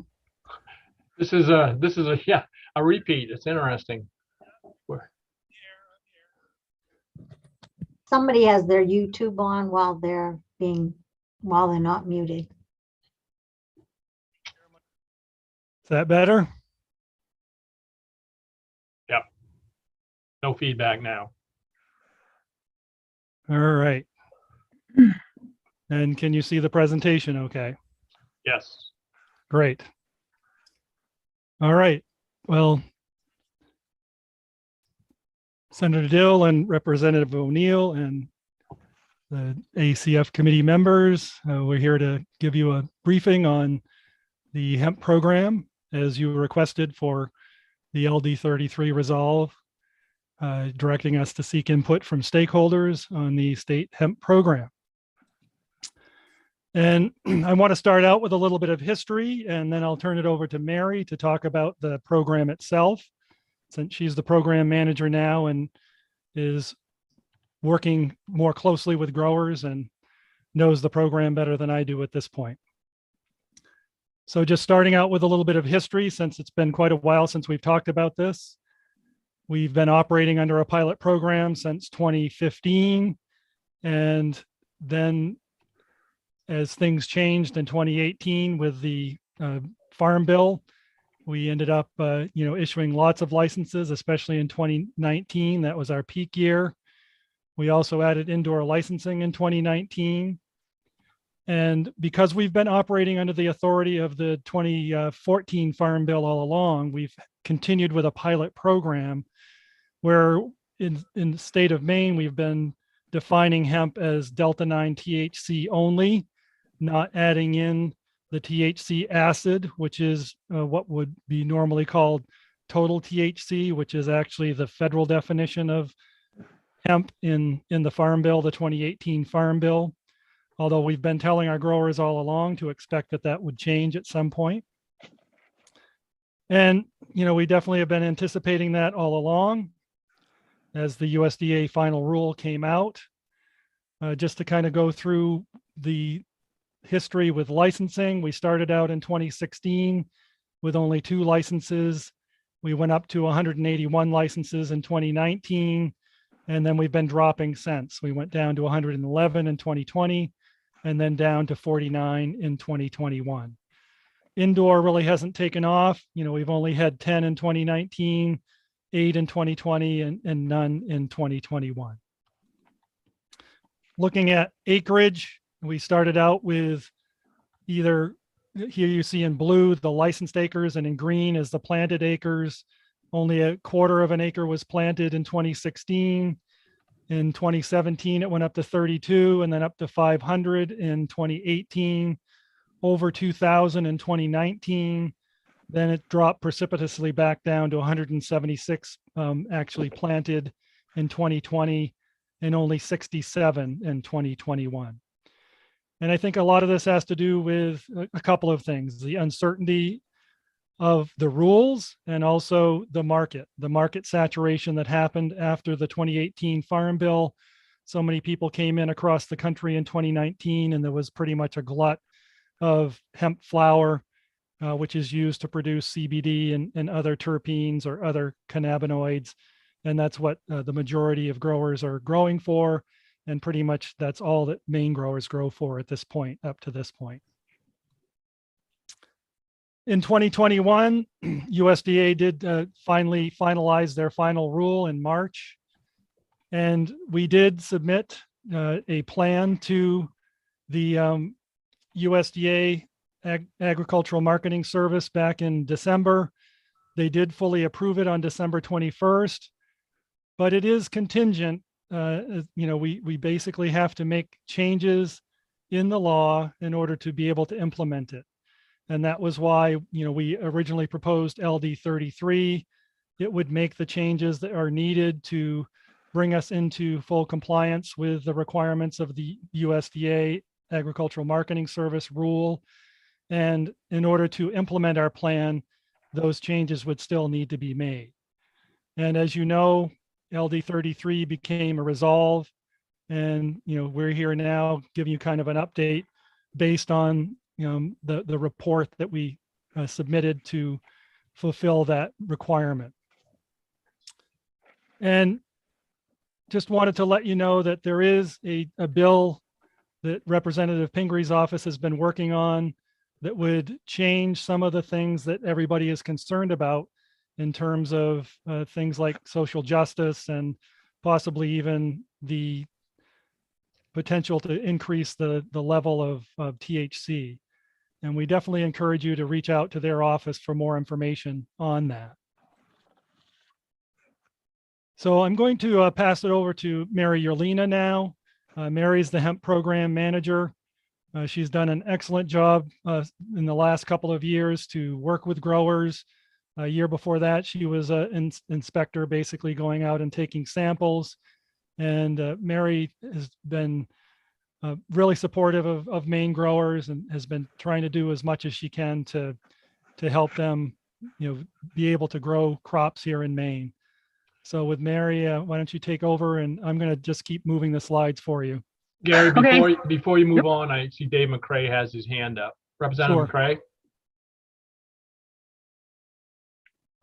You're muted, Representative. Thank you, Mr. Chair. Mr. Fish, thank you for what you've had to say. I guess I'm curious, how long is the license good for? I watched it drop off a great deal.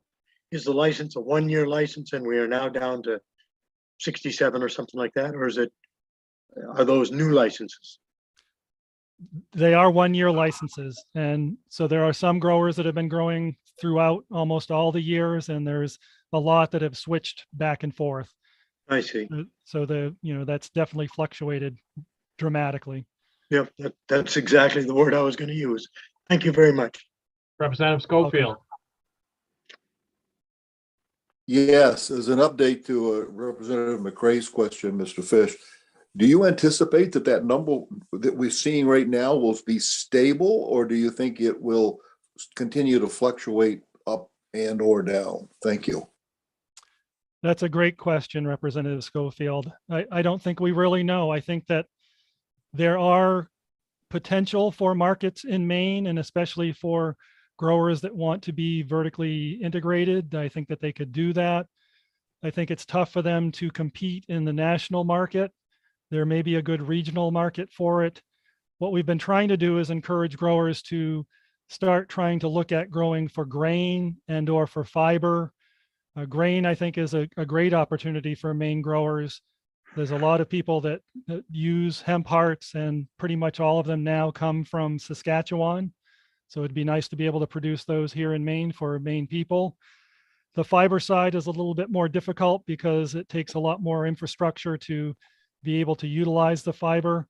There is a big investment in a company that's working in Vermont that will potentially be creating basically rabbit cage litter, mulch for rabbits from the hemp herd, which is something that they're going to need a lot of material to be able to fill the orders that they think they're going to get. So that might be a potential market for Maine growers, where they'd have to ship their product from Maine to Vermont. But it's really hard to tell. The whole market in terms of the CBD side of it and the hemp flower market, it has not been that great.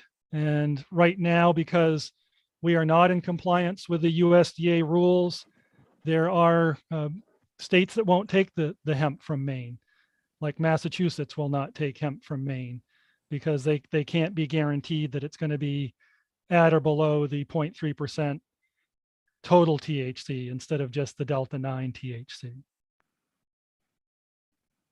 Thank you very much. I like that. Thank you. You're welcome. Any other questions?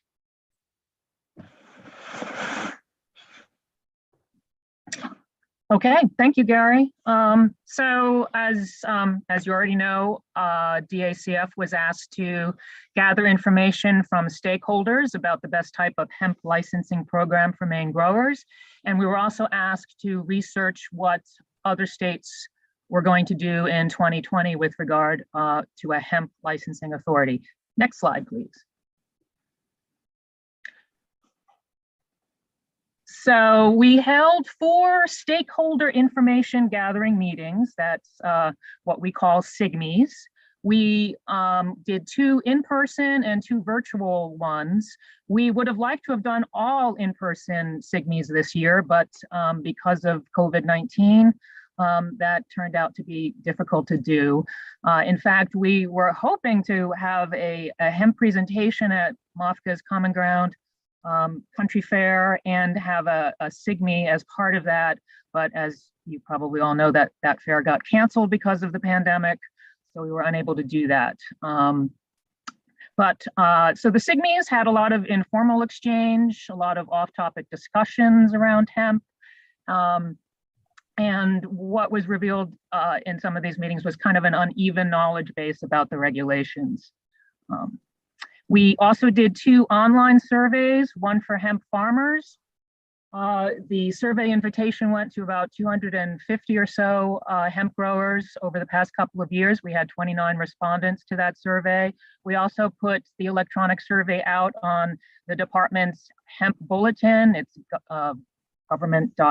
bulletin, I don't know what it is, Gov Delivery system, which went to a lot of self-subscribed recipients, and 20 respondents filled out the survey for that one. And the online surveys provide better quantitative information because they're asked specific questions and have specific choices, so we can do a little bit of statistics on that.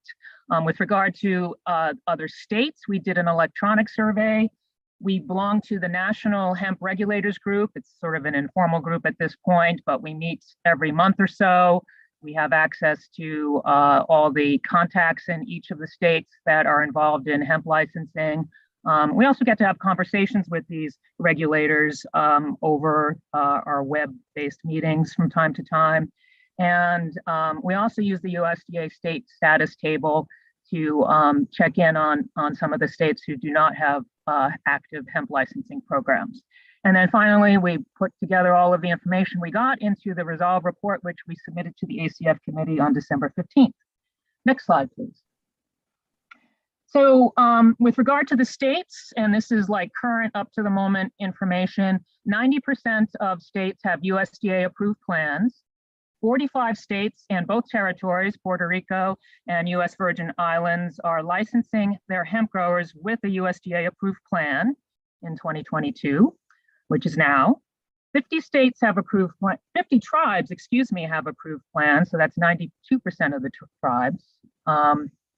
Only about 6 tribes have deferred the authority directly to the USDA. USDA will directly license growers in 5 states and 4 tribal territories. Yes, I just said that. And no state expressed an interest in pursuing dual licensing authority. And Maine is alone in its undecided status as of this point. Next slide, please. Stakeholder survey results. So these are some of the takeaways that we got from the surveys and the SIGMEs. What was pretty clear is that hemp growers do not want to be licensed directly by USDA. They like interacting with the Department of Agriculture, Conservation, and Forestry. We are a good buffer between the grower and the USDA. Hemp growers would like the total THC threshold for hemp to increase from the 0.3% total THC threshold to 1% total THC threshold. And that is a pretty strong feeling among most of our hemp growers who are growing hemp for CBD, for the flower, and the resins contained in the flower. Access to lending institutions, crop insurance, federal assistance programs, these things are important to growers. I do have some percentages on that. I think 68% of the growers in the electronic survey said that access to federal programs was important. 72% said that access to banking and loans was important. And if we were to have a rogue program, for instance, access to these things would not be available. Access to lending institutions, crop insurance, federal assistance programs, all of these were important.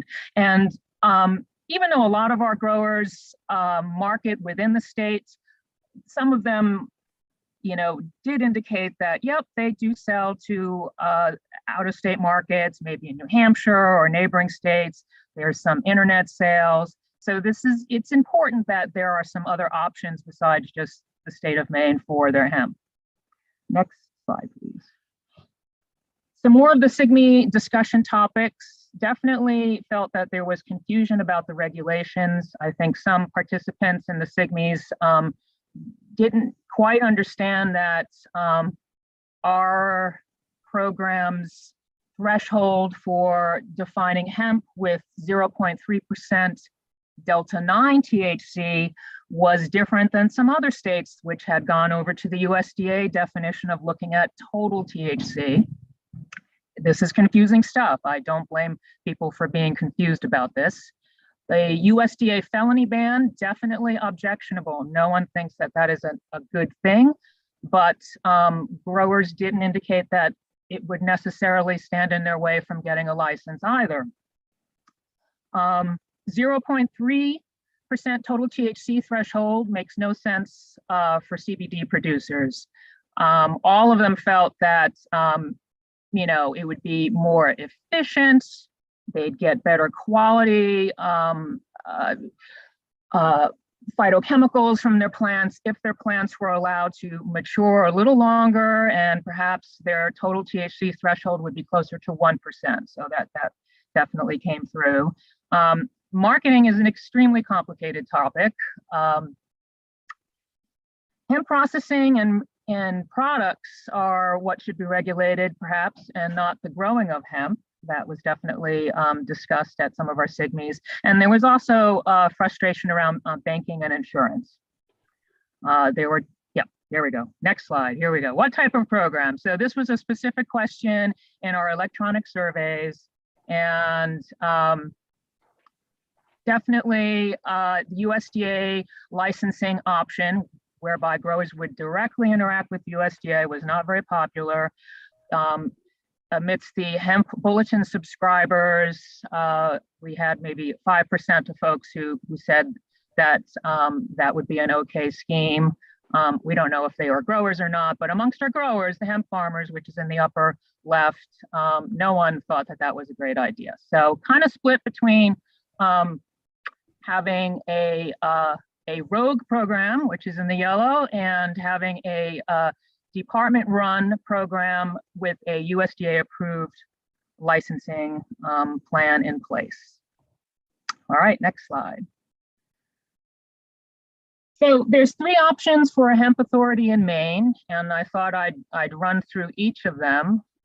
So the first one is that the department runs a USDA-approved program, and that we would be in compliance with USDA's final rule, and it would be the Department of Ag that issues the license. It's similar to what we're doing right now, except that our hemp regulation would have to be in compliance with USDA's final hemp rule. The second option is that we don't have a program at all, and USDA licenses Maine growers directly. And the third option is that DACF runs a rogue program, is what we're calling it, that doesn't comply with USDA's final rule. And this option is actually kind of suggests that we'd have a dual licensing authority in Maine. So we could have the state would have its own rogue program with its own rules and regulations, and growers who perhaps need to access out-of-state markets or who don't agree with the rogue program can directly get a license from USDA. We think that that would possibly be okay to do in Maine when we talk to the USDA program about it. All right, next slide. So the first option, DACF runs a USDA-approved program. The pros and cons are these. So the pros would be reduced confusion for growers and consumers. One rule for the nation. It would no longer be one state has this definition of hemp and another state has another definition. That was the whole point of the USDA hemp final rule, is to sort of make one uniform platform for hemp. Maine hemp sold and Maine hemp would be able to be sold and transported anywhere if we had an approved program. Our growers would also have access to farm assistance programs, financial institutions, and insurance. And DACF would continue to provide services and advocacy as we've been doing. We would also be able to do performance-based sampling, which is a thing, an opportunity that's in the USDA final rule, where some growers say you're doing hemp research, or maybe you're growing microgreens and your hemp plants never get even close to producing flowers. We could excuse them from sampling because THC would not really be an issue for that particular crop. The USDA does not provide an opportunity for them to do performance-based sampling at this time. So this is something that they are giving the state programs an opportunity to do. So the cons of DACF having a USDA-approved program is that our state statutes would have to change, including for felony prior convictions. we would have to adopt the stricter THC requirements that we have mentioned. And the current number of licenses are not going to fully fund the program. So we need to keep ideas flowing about how resources can be garnered to keep this program going. Next slide, please. All right, second option is the USDA directly licensing growers. The pros, once again, Maine grown hemp could be sold and transported anywhere. Those licenses would be recognized by everyone. And access to federal farm assistance programs, insurance, and banking institutions would be good. The cons are growers are going to be responsible for hiring a sampler to come out to their fields and sample hemp. And the growers are going to be responsible for figuring out what lab to send them to and interacting directly with USDA about all of those things. There are no fees that the USDA is currently charging. However, there will be fees associated with hiring an independent contractor and paying for the lab tests. So we've looked into those, and it looks like they would be very similar to what the state is currently charging, and perhaps even higher if you live in a sort of a remote location in Maine. Another con is the stricter THC requirement, the 0.3 total THC. USDA does not do performance-based sampling, and there's unease and potential risk around the USDA directly regulating growers in a state where there is legal marijuana. Next slide, please. Finally, we have the Maine Rogue program option. The pros is that we could keep popular elements of the program, which are not currently in compliance with the USDA. So that one of those things might be raising the total THC limit to 1%. We wouldn't have to do criminal background checks if we didn't want to. There's no reporting to the USDA Farm Service Agency by growers, but there are cons. One big one is that we would be in violation of federal law.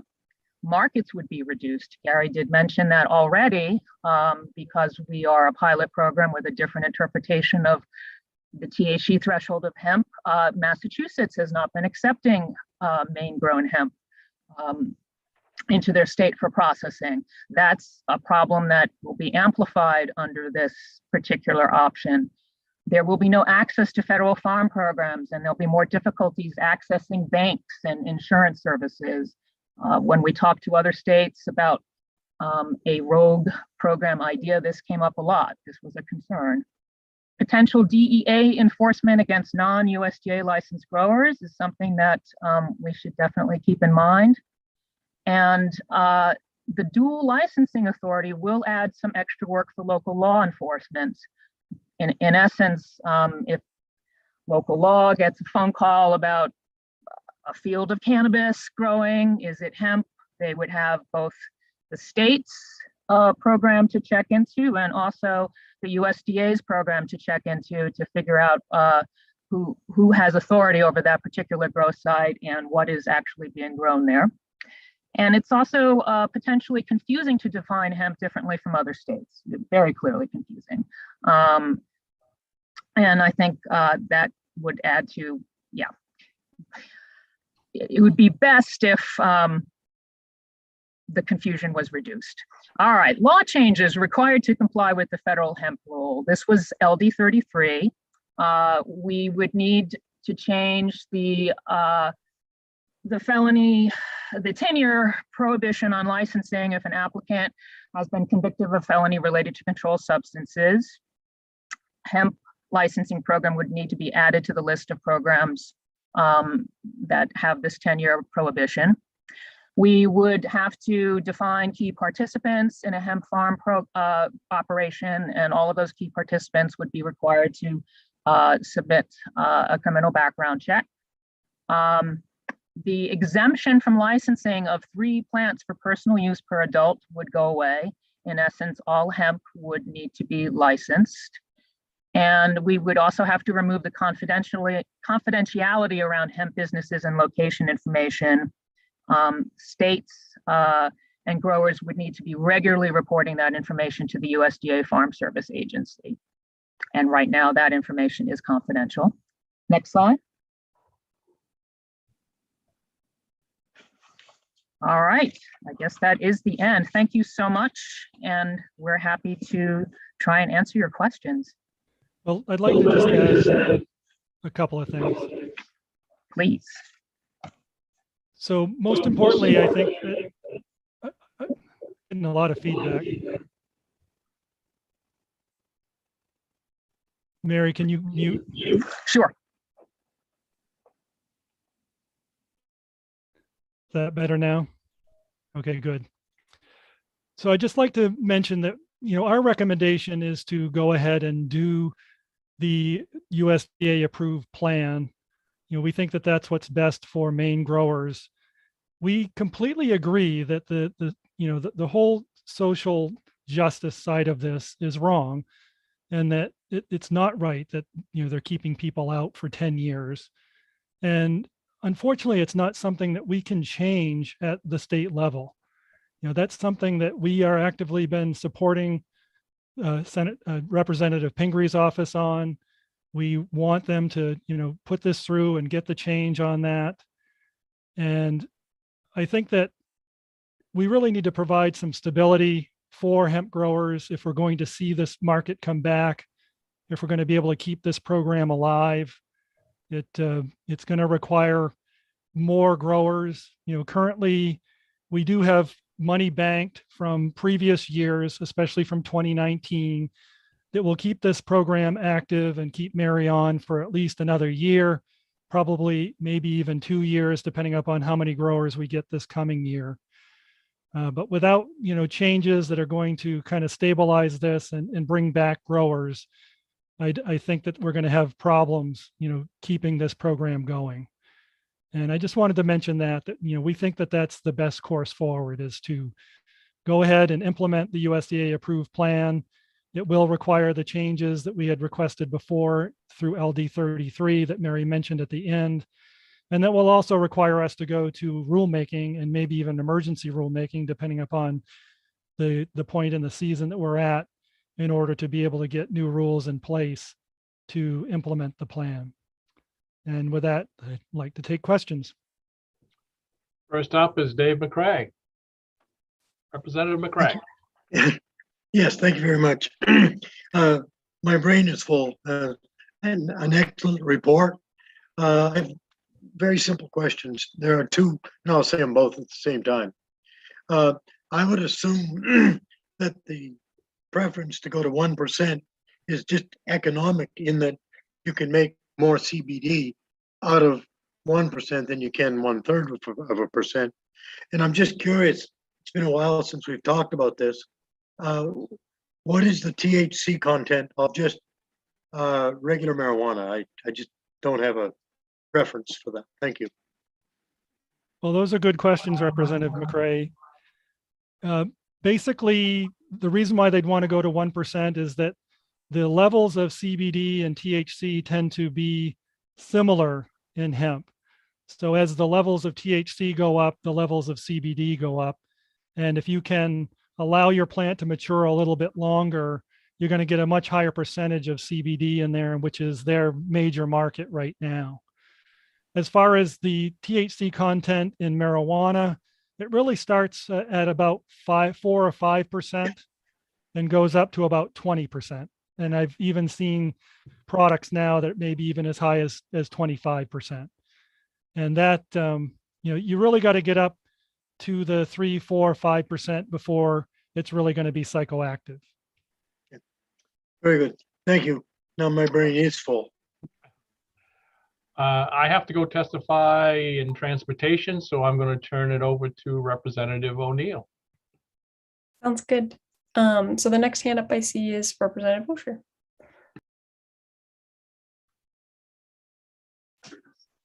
So do we have a limit now on the number of hemp farmers, licenses or permits or whatever it's called in the state? Absolutely not. We've And never had a limit. so, but if we go with the USDA, then we would be limiting people who have prior felony convictions. Correct. That would be the only limit. And at this point, with our survey, we've yet to find a grower that would exclude. Okay, thank you. You're welcome. I see a question for Representative Schofield, but this is directly related, Gary. So I wanted to ask you, when I read the report, it said that no grower had stepped forward and said it would affect them, but that 2 survey respondents did indicate that on the under one of your headings. I just wanted to make a note of that. That's correct. There were some people in the wider survey group that said that it might exclude them. Yes. Thanks. And I see a hand up from Representative Schofield. Thank you, Representative O'Neill. Again, thank you, Mr. Fish. It's been an interesting presentation. I'm wondering if you could explain to us the history. I know it's probably complicated, but is there a simple explanation for the history of the 0.3% versus a higher number? I mean, how was that arrived at? Can you give us is that possible? Thank you. Yeah, that's a great question. And it was adopted out of Europe, basically. That standard was set in Europe. I don't think that it's necessarily based on science. I think that it was primarily based on plants that are grown for grain and for fiber. And most of those varieties that are grown for those purposes are already very low in THC content. So the new thing with CBD and varieties that are grown for CBD is what created the reason why people are concerned about that level. That in the past, if all you were growing was for grain or for fiber, you didn't worry at all about that 0.3% THC level because you were never going to go over it. And with the CBD varieties, many of them do go over. We've had many growers in the state of Maine that have gone well over even the 1%. They're below the 0.3% Delta 9 THC, which is very easy to do. It's very rare that you would ever find a cannabis plant that's much higher in that native Delta 9 THC. But many of the varieties that they're trying to grow for CBD go well over the 0.3 and even higher than 1, 2, or 3%. Thank you very much. You're welcome. All right, next hand up I see is Representative Booker. You. I don't know if this is a better question for you, Gary, or Mary, but could you talk a little bit about the funding of the program? What's our total expense in the program, and what do we expect for income, or what do we have for income this past year? So the program is totally funded by license fees and application fees. And those fees start at about $600, $550 to $600. And then it's $50 an acre on top of that if you go over the 1 acre level. And basically the math works out if you have about 150 growers in terms of being able to fund the program manager position. Initially, we had a program manager as well as an inspector. And fortunately for us, the inspector found another job and resigned. It was a seasonal job. And over the winter, he found another job in the winter of 2020. And that, helped alleviate the problem that we were going to have with the dwindling number of licensees and has kept the program afloat to this point. And, basically we need at least about $100,000 to fund the program annually. And I'll just add that includes lab tests and car rental and driving. Right. Yeah, not just salary yep. and all the other benefits and all the other needs for the program. Gary, could you repeat that number one more time, please? We need around $100,000 annually to fund the program fully. It depends upon what kind of numbers we get and how far afield they are, because the mileage racks up some costs quite a bit, and that, you know, that's probably the biggest factor that changes. And right now, I would say that we're getting a very good deal on our lab costs. I'm sure that that could easily go up in the future. We got a very good initial deal on that from the Proverity company that we use as the lab, and especially as the USDA approved program is implemented, eventually the lab that we use is going to have to be DEA approved as well. That's been put off by USDA for a year, but starting in 2023, we'll have to find a lab that is USDA approved, DEA approved, and I don't know what that will do in terms of the cost of the program, because they have to meet certain requirements to be DEA approved, and they'd have to have a special way of disposing of any non-compliant material. Thank you. Bill, is that hand just a legacy hand, or? All right, I'm gonna assume yes and ask some questions myself. So the things that I've heard consistently over the past few years have been total THC at 1% would be helpful. Like, that's the biggest thing that I am hearing from farmers. So that's something that I want to prioritize and elevate so that we can give farmers that choice. And a couple other things that are of concern to me are getting rid of personal plants, because just the idea of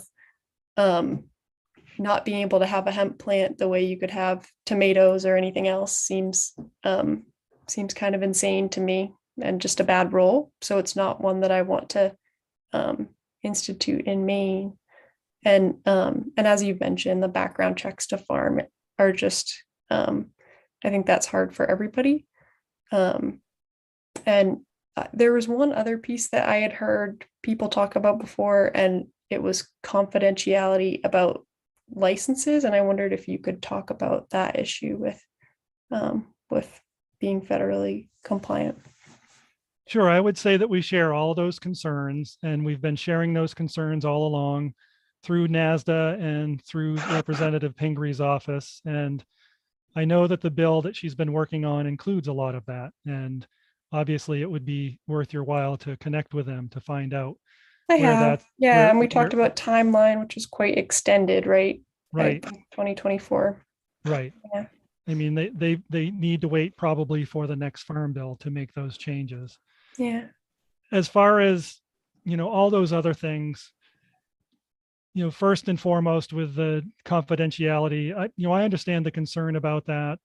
And with the USDA approved program, it would have to go away, because we have to report, and they have a database, a national database that will have information for law enforcement to go to that is shared across the country.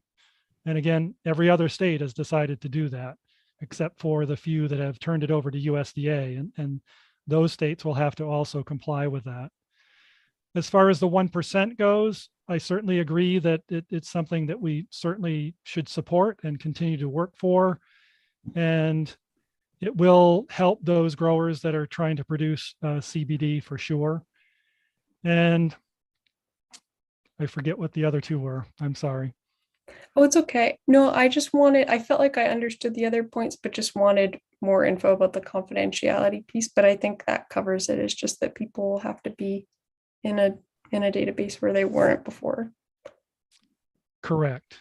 Yeah, okay. It goes two ways. They would have to report to the Farm Service Agency at USDA, and they would collect those records. And then we are also required to provide reports on a regular basis to USDA about who has licensed and where they're located. And can the public view that information about licenses? Is that a difference? I don't believe that that's going to be publicly available. It's available to law enforcement.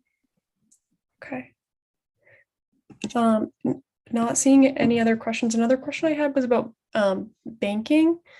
because I saw in the report that that it's been troublesome all along, and I'm just wondering if you can talk about because some of the benefits that got raised about the federal program, which might be true, or that in the future it would help. But I just wanted to check in and see, is that a perspective thing that we're thinking is helpful? No, that's a great question. And as soon as we are USDA compliant, all of those problems go away as far as the issues with banks being concerned about lending to people that might be growing something that's not federally compliant. And the only ones up to this point that have been playing are a few credit unions. None of the traditional banks have been playing at all because they are concerned, since they're FDI insured, or they have federal support, that they would somehow be in violation of some of the rules that they have to follow. Same thing goes as far as the crop insurance side goes. It's as soon as we are fully compliant. I mean, I've spoken to banking representatives in the past. Kennebec Savings Bank has asked questions over and over again about this, and basically they're saying that they're staying out until we are USDA compliant. Representative Blucher. Thank you. I'm over here in the committee room and my signal's going in and out. But are there any federal grants that are coming in to support our program, or would there be federal grants coming in to support the program if we were USDA compliant? If we were USDA compliant, then growers could take advantage of all the FSA cost share programs that are out there. There are currently ARPA funds and other funds that are being administered through the department that have not been readily available to hemp growers because of the confusion about where our growers stand. And we've had communication about that in the department, basically trying to clear up the fact that hemp is a legal crop and, should be supported just like any other crop. But because of the third party that they're using to administer those funds, they're concerned, since they get federal money, that they should not be dealing with hemp growers. And again, that's something that would go away once we're USDA compliant. I'm sorry, I should have been a little more pointed. I meant money coming to DACF to support the position and to support the program. No, there is no funding that would come from USDA. They are not offering funding at all for the hemp program. Okay, thank you. Okay, so right now funding, because I was reading that the opportunities you listed for funding that are going to remain if we run some aspect of our program is you identified licensing, processors, raising fees for producers, or a general appropriation as options. How many processors do you think are out there now? You were saying you didn't have a number, but. Yeah, we don't have a number on that. It really, a lot of them are probably also medical marijuana processors. We know of one for sure. I've heard of 2 or 3 others. There's not a lot at this point, and it may not be that big a revenue source, but it is one place that most other states are regulating.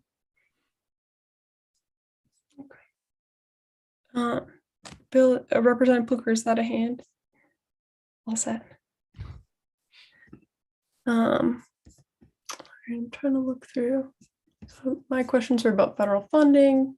I'm wondering in your, because I'm looking at the graphs in the report, which I have up here, and one of the graphs is farmers only, and it says 55% are interested, so more than half are interested in Maine going our own way, and then fewer than half are interested in having some kind of approved state program. And I'm wondering if those people that you talked with had an opportunity to say something that wasn't so much of a binary, which is to look at the parallel program. Like, how was that question phrased to people?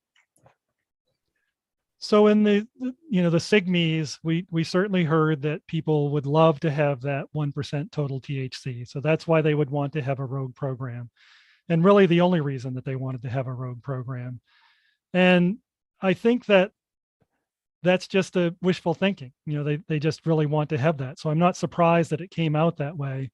The other thing is that's a very small sample of growers, which is unfortunate. We couldn't get, there was a lot of apathy among growers to, respond to the survey, which is unfortunate. I think that the established growers that we have and the ones that we've talked to that have been in this for a number of years all agree that they would like to have the USDA approved program and then hope for the THC to go up later on as a federal bill comes in. They understand that, they can't get it easily through the state, but they'd really like to have some stasis and be able to be in line with the rest of the country.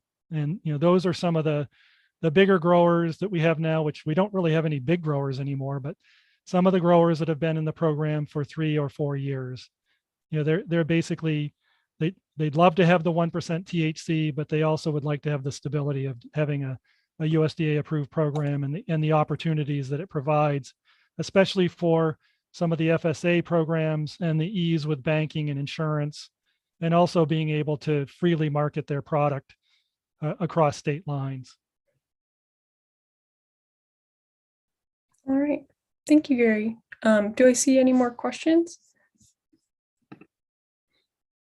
All right, seeing none, it looks like you might be off the hook for a bit. Okay. I wanted to open up a conversation amongst committee members, and it looks like we have a limited number, so I don't want to take any action right now, just knowing that we don't have all folks present.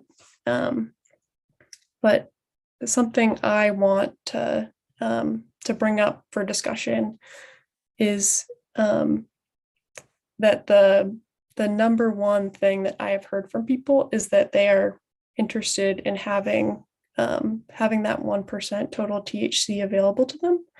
And something that I heard in the presentation today is that Mary mentioned that a parallel program might be possible where folks that want to sell out of state can register with USDA. And in Maine, we could have our own system and do 1% and then keep things the way we have made them with personal plants and no background checks and things like that. So something I wanted to bring up for discussion is what does the committee think about that? What kind of feedback have you heard from farmers? What's the interest?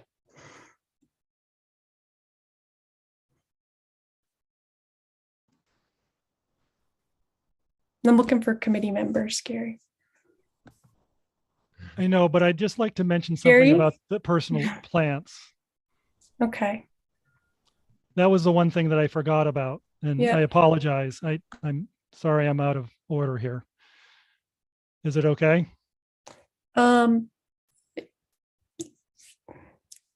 You're not listening to me, but you may speak briefly. The personal plant exemption could come back. We just basically be able to say that they get a license for free. We just have to license them. So I But just people wanted to, will think, okay, thank you, Gary, for clarifying. Sorry. I appreciate it. All right. And Representative Pluker has a hand up. Yeah, and I just wanted to echo what you had said, which is that the Delta 9 and total THC issue is a real issue, and I question the ability of the state to be able to grow the total number of growers that we have to the point that we can kind of support a program or have a self-sufficient program if we're enforcing that THC level on people. From what I understand, you get drought conditions and all the THC goes up. You have a different, your compost or your nitrogen gets boosted all of a sudden, THC goes up. If there's a early frost, your THC goes up, and then you've lost your entire crop at that point. So it does feel like that if we intend to kind of grow the program, that we sticking to what the USDA is requiring of us is going to be difficult. And so I like the variability of having two potential programs where people could find one that fits their needs. I hear the department saying that would add some complications to how things are regulated and overseen. But just if we look at the direction of the program and look at the direction of the number of growers, nobody can predict the future, but I predict that we're not going to see a resurgence in the program unless we do something to help folks out. Thank you, Representative. Representative McCray. Thank you, Madam Chair. I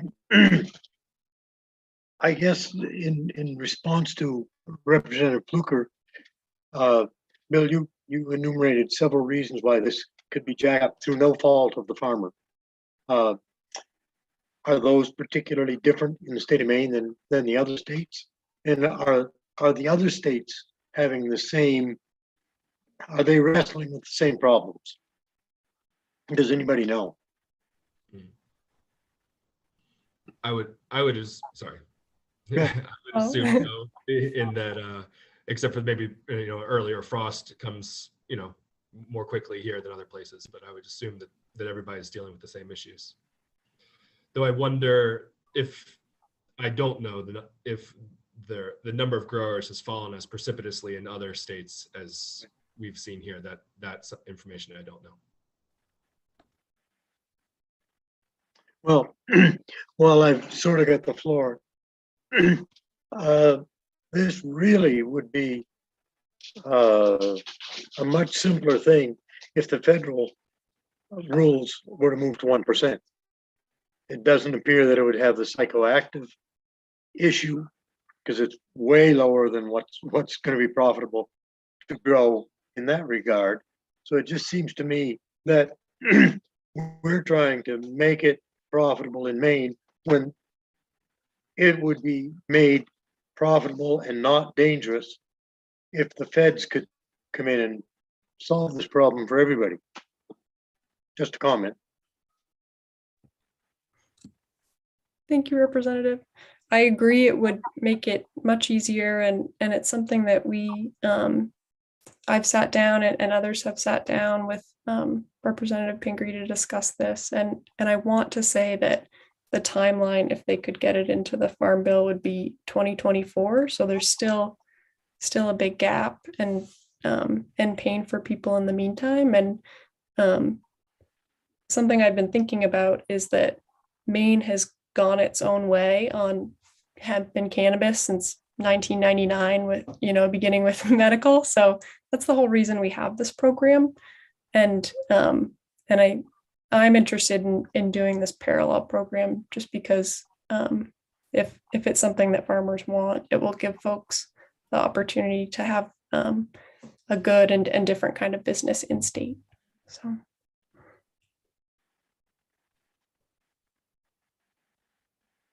And maybe it'll help shift the conversation forward as well.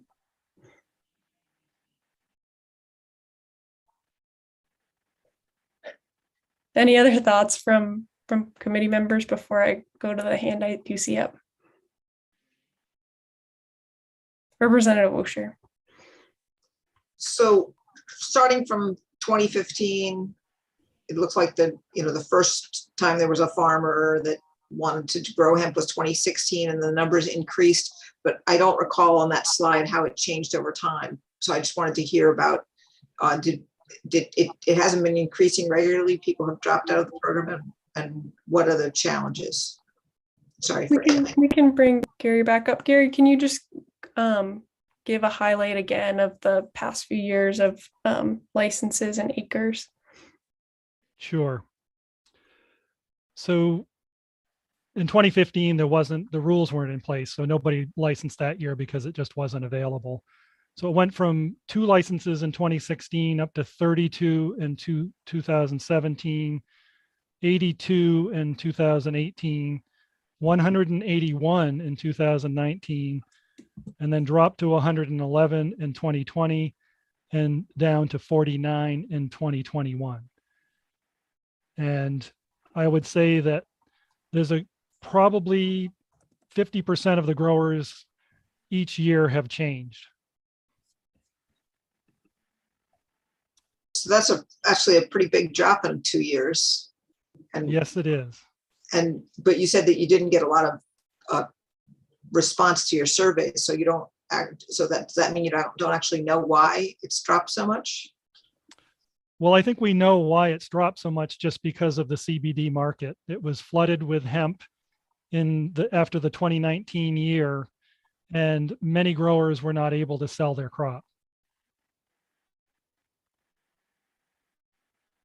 One in particular I can think of who's let us know many times that he lost $300,000 because he couldn't sell his crop. Do we have anything in our state that's helping with making markets for this crop or assisting with marketing? Up to this point, there really hasn't been much support because of the problems with it not being fully, we're not operating under the full federal requirements. In fact, it was only until this last year that the university allowed John Jemison to do any kind of hemp work. Prior to that, the risk folks at the university opted out of having anybody work on hemp at the university.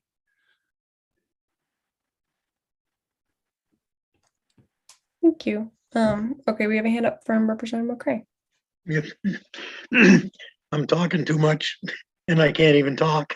Anyway, my question is, or my comment is, if we could run a dual program to get to the new farm bill in 2024, that would allow the people that want to do interstate business to do their thing at the 0.3 and allow the people in the state that are doing CBD just to go to the 1.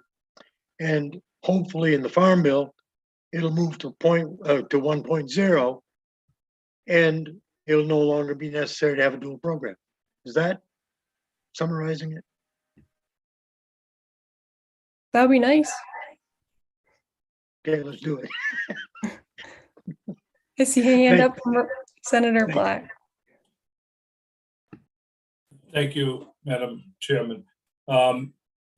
Gary, correct me if I'm wrong, but there's multiple growers out there that have got large amounts of their 2-year-old crop that they haven't sold because, and you just stated it a little while ago, because of the market, the CBD market crashed and was flooded, and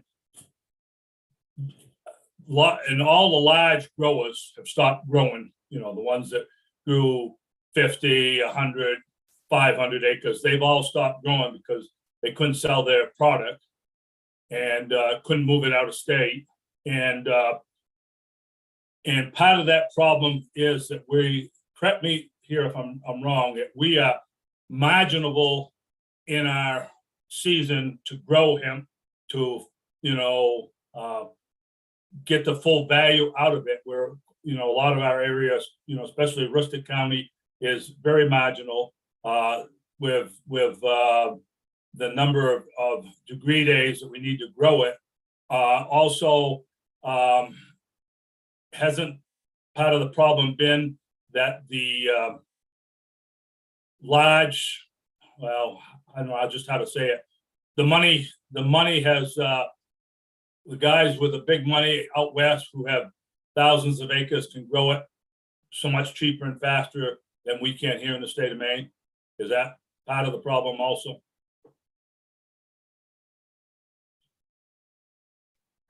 That's definitely part of the problem. They don't have the disease problems that we have. They have a longer growing season. And certainly we have problems in Aroostook County with CBD hemp. We wouldn't have any problems with grain hemp or with fiber hemp up there. Other parts of the state, they can grow a lot of different varieties, probably to maturity. And I just want to mention that the research now shows that the loss of nitrogen or any kind of drought or something like that doesn't actually cause THC to spike. They've been able to show that with research out of Cornell and a couple of other universities, where they've basically shown that it's all related to the variety and just the variety, and then how late you harvest it. So the longer you go for harvesting, the much higher your THC levels are going to go. And we've seen that as well with our testing, that our earlier testing is much lower than our later testing. And that seems to be proving out just about everywhere, that THC levels are pretty much 100% determined by the variety that you grow. And, certainly the market has been horrible for a lot of growers. And then the other part of it was some of them had contracts and, they would say that they'll buy the hemp if it's at 5% CBD and the hemp comes in at 4.5%, and they don't honor the contract. And that's been a big problem with the hemp market and with investors as well, is that there's a lot of deals made, but not necessarily all those contracts are honored, unfortunately. Follow up, Madam Chair. Absolutely. Gary, correct me if I'm wrong here too. A lot of those growers are never going to come back that we lost. I mean, especially in any volume size. So if we move forward, if the hemp program continues to move forward, am I correct in saying that it's going to be mostly low acreage, specialized hemp growers, and there'll be a continual turnover of those? I think you kind of alluded to that already, but I just want to kind of confirm that. Well, that would be the feeling that I get. And I think Mary would think the same, is that we've definitely seen that the acreage has gone down to just, 1 or 2 acres. I think our biggest grower this past year was like 8 or 12 acres, where before we had hundreds of acres. We had a bunch of 50-acre fields. And I think that the only way that those acres will go back up is if people start getting into growing grain or fiber or something like that, where they can have a more predictable contract and not worry so much about the length of our season, all the diseases that we get, and for the flower, because the flower has to be really pristine in order to be accepted by a processor.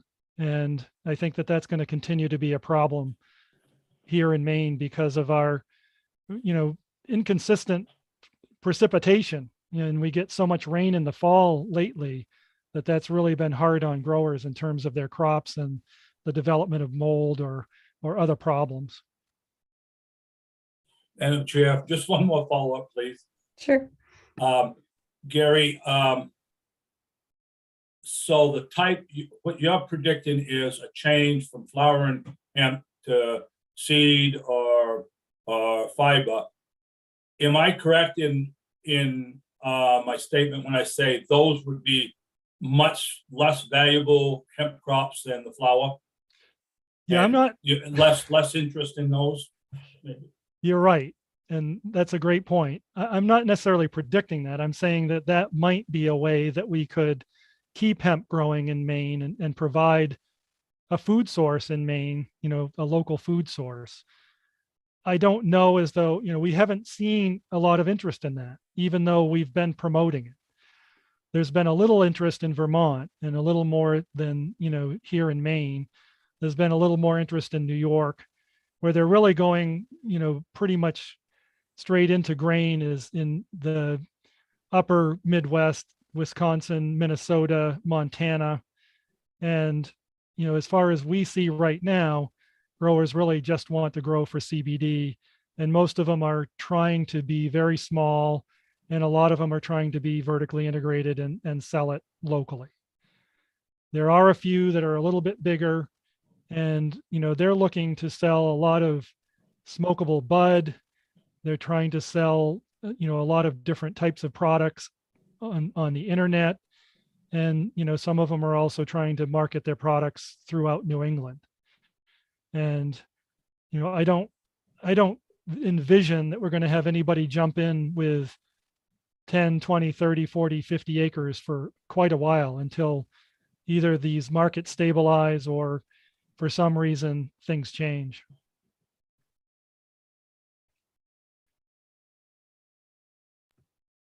Thank you. Do I see any other questions from committee members? All right, seeing none. Any other discussion about this? All right, seeing none. Karen, I have a question about since this is a report that we've received back procedurally, the committee now has an opportunity to create a bill. Can you talk about what comes next? Yeah, so I was thinking about that as you were, the committee was talking, because this is complicated as it applies to all the 17 joint standing committees by the fact that you only have these intermittent full legislative sessions. So, you know, your next session is on January 26th. So I need to explore with my director what your options are, because it's not as easy to get. I mean, typically I would recommend that the committee, you know, maybe put together some language and then get the bill referred back. So you have an LD number of the committee proposal. You could put in the summary that it's not necessarily supported by the whole committee, something to that effect, but it's just for the purposes of hearing a bill and having a work session, because it's always easier for the public to sort of track an LD because everything's posted online. But we have a sort of a different legislative schedule now. So I think some committees are just going ahead and working on committee bills, you know, just sort of scheduling work sessions. You may not have an LD number, but you can advertise them and let people know that you're working on a proposal as it relates to this resolve. So there are some options out there. It's just sort of complicated by the kind of new COVID schedule we have for full legislative sessions. So I can explore that a little bit more, and then we can figure out what the committee wants to do in terms of, you know, scheduling work sessions on this. Okay, that makes sense. So should we make a motion right now, you said, to get things moving forward, or do you want to look at it while we move on to the next presentation and then talk about it last? Yeah, I'd like to see, you know for sure what your options are as a committee. And maybe it's something we could do on Thursday. We do have a work session scheduled. I probably could bring back more information on Thursday about what your options are, rather than today. I may not be able to catch up with all the folks I need to catch up with. That works for me if it works for everybody else present. All right, I see heads nodding. Okay, thank you, Karen. All right, so any other comments on this? I think we can move on to the milk session. Thank you very much, Gary and Mary, for your time and your work to put this together and consult with people. Cheryl, could we please bring in the presenters for Milk 101? Yes, I will.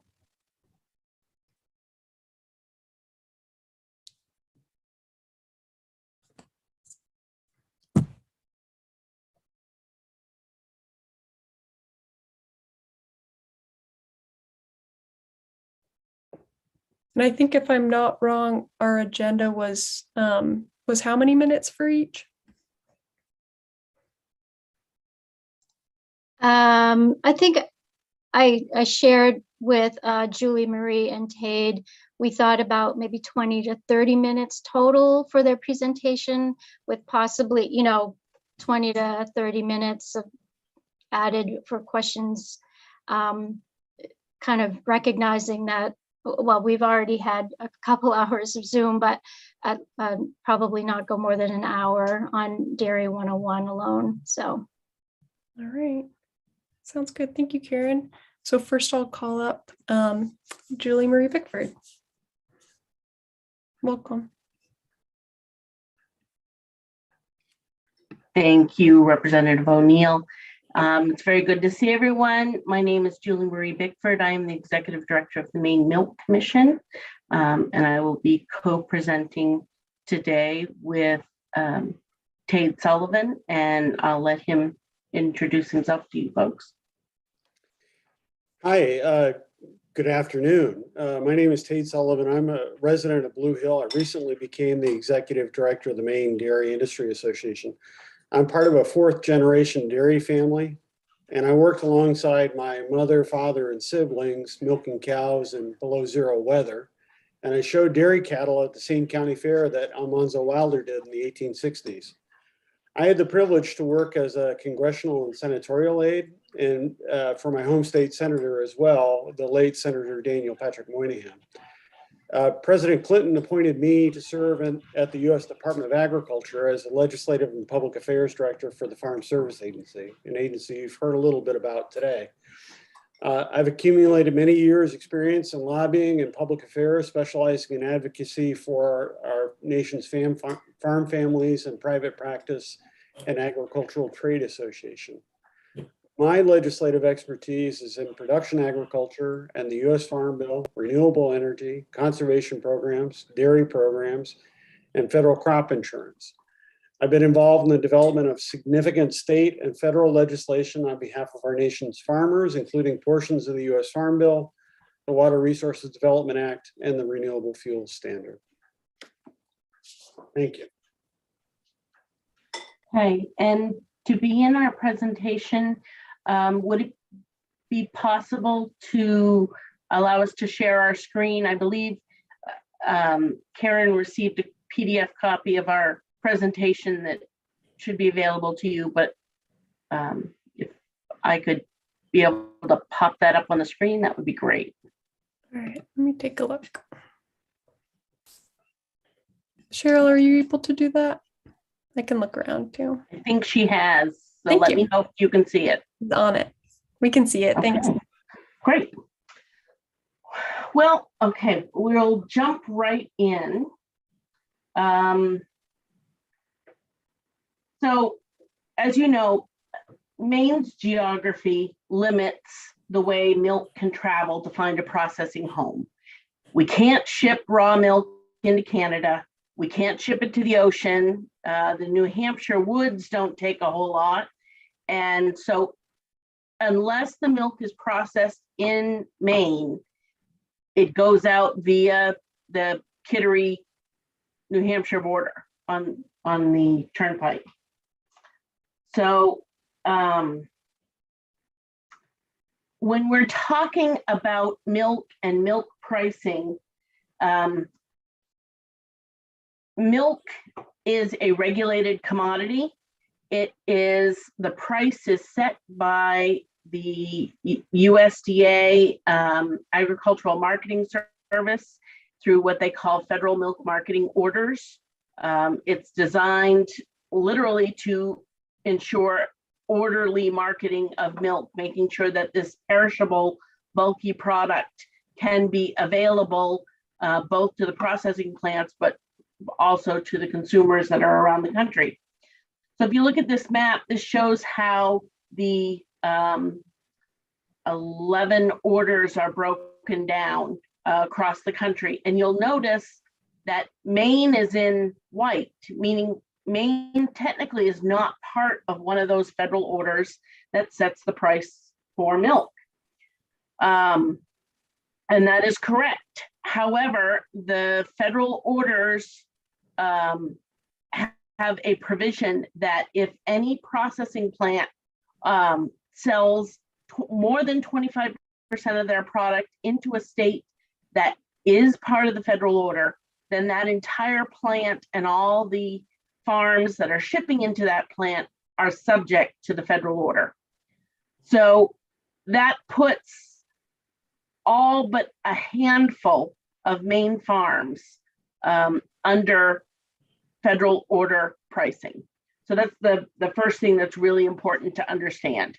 And federal order pricing is not based on supply and demand of the marketplace. It's based on a formula that takes a little bit from surplus milk that needs to be cleared off the Chicago Mercantile, and it looks at the sales of various dairy products. So milk is also priced based on what it gets processed into. So you have class 1 milk, which is basically fluid milk. Class 2 is ice cream, soft products, yogurt. Class 3 are your cheeses, your hard cheeses, and class 4 generally is powdered products and butter. And starting at the top with class 1 down to class 4, normally class 1 is the highest value product, again, because it's the bulkiest. And then as you get lower in the classes, they have more ability to be stored. So a little history on the Maine Milk Commission. In Maine, the Maine Milk Commission was created as part of a 1935 law that was designed to address a bunch of problems that were cropping up in the dairy industry. Price wars, farmers failing to receive payments for milk, consumers receiving low quality of milk, various things like that. And so the Milk Commission was created in order to kind of balance things out and bring law to the Wild West of dairy. And the basic function continues to be to this day to ensure that there will be a plentiful supply of pure, wholesome milk available at all times, in all places, at reasonable prices. So one of the duties of the Maine Milk Commission is to contract out cost studies to assess both trends and dynamics that are going on within the dairy industry. We have 3 primary sectors. There is the producer sector, which that's the farmers. There's the dealer sector, which are the processors. So in Maine, our processors are HP Hood in Portland, Oakhurst Dairy, which is owned by Dairy Farmers of America, which is in Portland. We have Holton Farms Dairy in Holton, and we have Smiling Hill Dairy in Westbrook. And we also, those are all producing class 1 fluid milk. And then we have in Bangor, we have Pineland Farms Creamery, which is producing cheese. So those are our major processors. We also have producer dealers. Those are small scale production of dairy products, generally on farm, on site, small scale. And then we also have the cost of retailing. The retailers also are an important part of this to be able to get the product out to the consumers. So every 3 years, we do one of these studies. And so you are dealing with LD 1805, which is the result of the Chapter 26 cost of production study for the farmers, looking at the cost of production. The Milk Commission uses it for assessment of our various premiums and our pricing structures. It uses all the studies. For the legislative purpose, you use it to provide guidance on the levels for the tier program. So just in case you weren't sure whether milk pricing was complicated or not, this is an example of our monthly pricing sheet. And as I am learning in this position, this is only one of many, many formula sheets that go into setting the minimum prices of milk, determining various premiums, and those types of things. So it is a highly complex system for pricing. And one of the challenges in there is that when we do a dealer margin study or a retailer margin study, both of those give opportunities for the processors and the retailers to capture not only their costs in the minimum formulas, but also a rate of return, which is another way to say a profit margin. The farmers, the producers, do not have that same option within their pricing structure. So the Milk Commission is limited by basically what the consumer will absorb to pay in terms of what is able to be passed on to the farmer. We also have a very important rule within the Milk Commission, and that is before any farmer can be shut off from their market, there must be a minimum of 30-day notice. And it's got to be written and delivered to the Commissioner of Agriculture. And this basically prevents farmers from producing milk and then having nowhere for it to go and already having the money, spent the money to invest in the production. We're facing a situation in the Northeast where there is Horizon is a processor, organic processor, and they have told there are 14 of their producers in Maine were told that they were not going to have a market ship into next summer. And so we've been working with the other states, the department has, to try to find ways to help alleviate that and help give some notice. This is a very unusual situation because there is such a long notice period, but you've probably seen a lot of information about the Horizon producers. When you're looking at the price of milk, this just gives you a breakdown based on November 2021 prices. So the average price paid by Maine consumers was roughly $4.31 a gallon for whole milk. The Maine retail minimum price for November was $3.94 a gallon. So they could not sell below that, but retailers can set the price above. Processors can't sell to the retailers for less than $3.48 a gallon.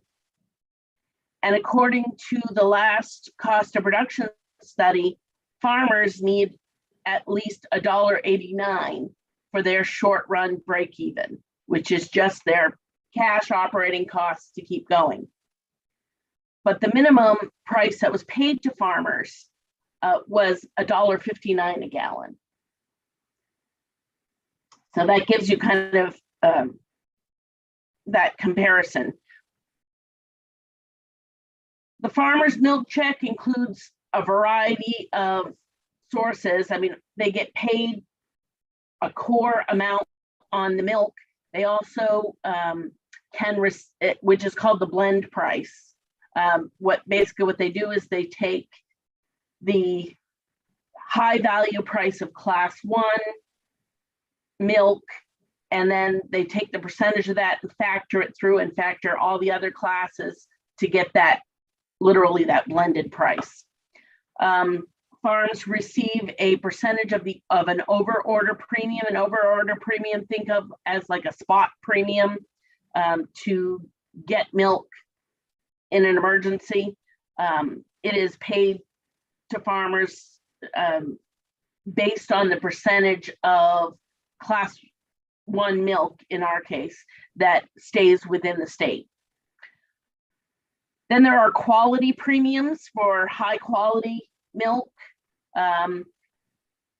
Volume premiums have pretty much been eliminated by the marketplace.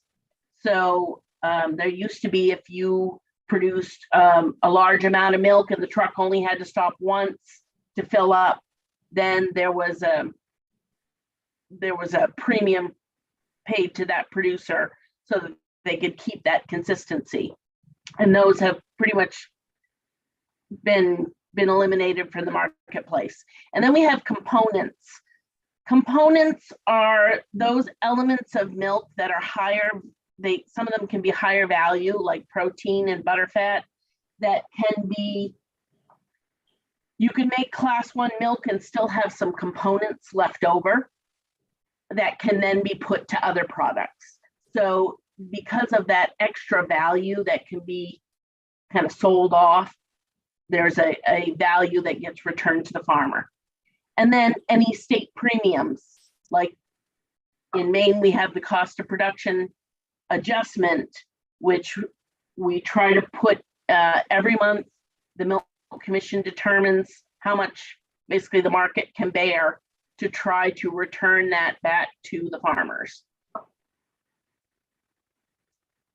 All right. Tay, do you want to take it from here? Absolutely. First of all, in working with dairy policy, you often hear us refer to hundredweights. And I just want to make sure that we're all on kind of the same page. Basically, to make the conversion from number of pounds to hundredweight, you divide it by 100, right? So as an example, the average cow in the state of Maine produces 20,624 pounds of milk. That's roughly 206 pounds or 206 hundredweight. Okay, so when you see CWT, that's how we're referring to it.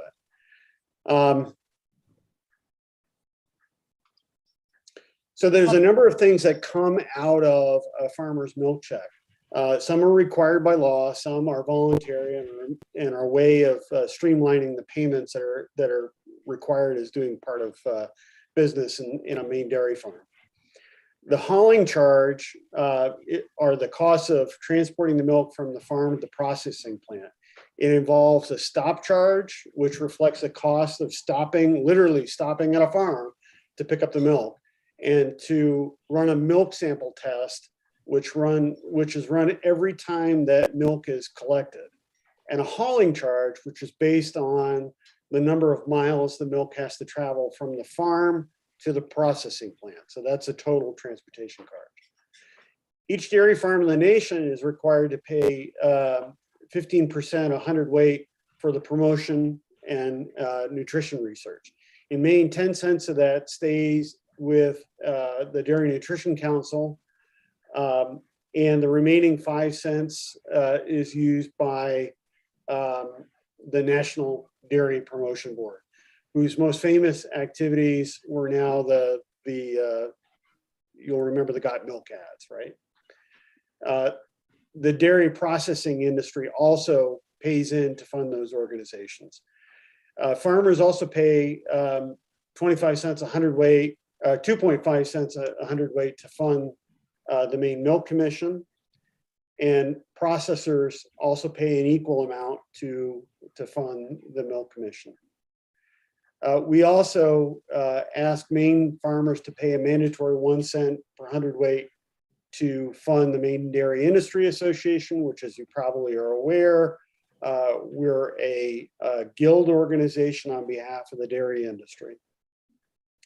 Some farms will also pay in an additional voluntary fee to MDIA to fund such efforts as working with USDA in the state of Maine to reform federal milk marketing orders and to create safety net programs for dairy farmers. Maine dairy farmers can also choose to participate in a cooperative, or which is a group of farmers, obviously, that operates as a unit for the benefits of the farmers in the marketing of milk and creating a system of equity that usually involves the purchase or operation of a dairy processing plant. Cooperatives normally will charge a membership fee to participate that's based on the number of cows. Farmers also will often automatically deduct their loan payments and operating loans, grain bills, or other monthly amounts to other vendors so that they pay it directly out of their milk check. Next slide. So over the years, technology has advanced. I even reflect on my own personal experiences on a dairy farm and our dairy operation and how far the milking technology has come. A lot of it, as in many other styles of farming, is predicated on the idea of creating efficiencies that increase milk production per cow and the ability to grow the feed more efficiently and to allow those cattle to utilize the feed more efficiently. Transportation improvements or refrigeration have made it easier and safer to transport the milk, longer distances to be processed and packaged. And today, an average Maine resident is 3 generations removed from living on a farm. I think about, as an example, my great-great-grandfather Snell. You know, he had 5 and 6 cows on his operation, but it was more that was the way you lived at that time, right? That was part of the subsistence farmers, and frankly, consumers don't live that way anymore. We don't have cattle or horses in our metro areas. We don't deal with farming operations typically, and you know, during this same time period, this modernization time period, we've seen a dramatic consolidation of the processing sector for dairy. So now just a handful of very large corporations hold tremendous influence over all things milk. And unfortunately, the federal pricing system has evolved from something that initially protected farmers to being a driving influence of driving down milk prices. Julie Marie was talking a little bit about the federal order system. There's a joke among ag policy folks that a half a dozen people understand the milk marketing order system in the United States, and 5 of them are dead. Next slide, please. Historically, Maine farmers have been able to choose between farming and shipping using traditional methods and commercial channels, or managing their herd and lands using organic standards. Processors are willing to pay organic producers more for their milk under contractual arrangement that establish a consistent set price for the period of time. Generally, that's 1 to 2 years. And that provides a predictability and stability in the income stream that's not found in conventional markets. However, organic producers can be subjected to reductions in income through marketing or transportation deductions, erosion or elimination of premiums, and supplier demand conditions that can drive down contract prices during the renegotiation period.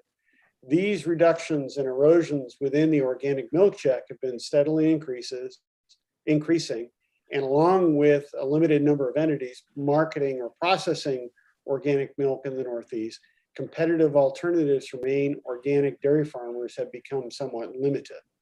Next slide, please. So the Maine Milk Commission, as you heard, operates as a state order with some flexibility to respond to local conditions, but the pricing foundations are still in the federal order system that we talked about. However, there's no longer a clear connection between the value of the milk as charged to the consumer and the prices that farmers are paid to produce that milk. Next slide. So let's talk a little bit about Maine state efforts, and I want to kind of give you the legislative history. So some of the big national changes to milk pricing started in the 80s, at which point a group of Maine farmers got together to brainstorm responses to different challenges that they were facing on their individual farms. By 1991, national and regional pressures had led to a huge number of Maine farms closing their doors.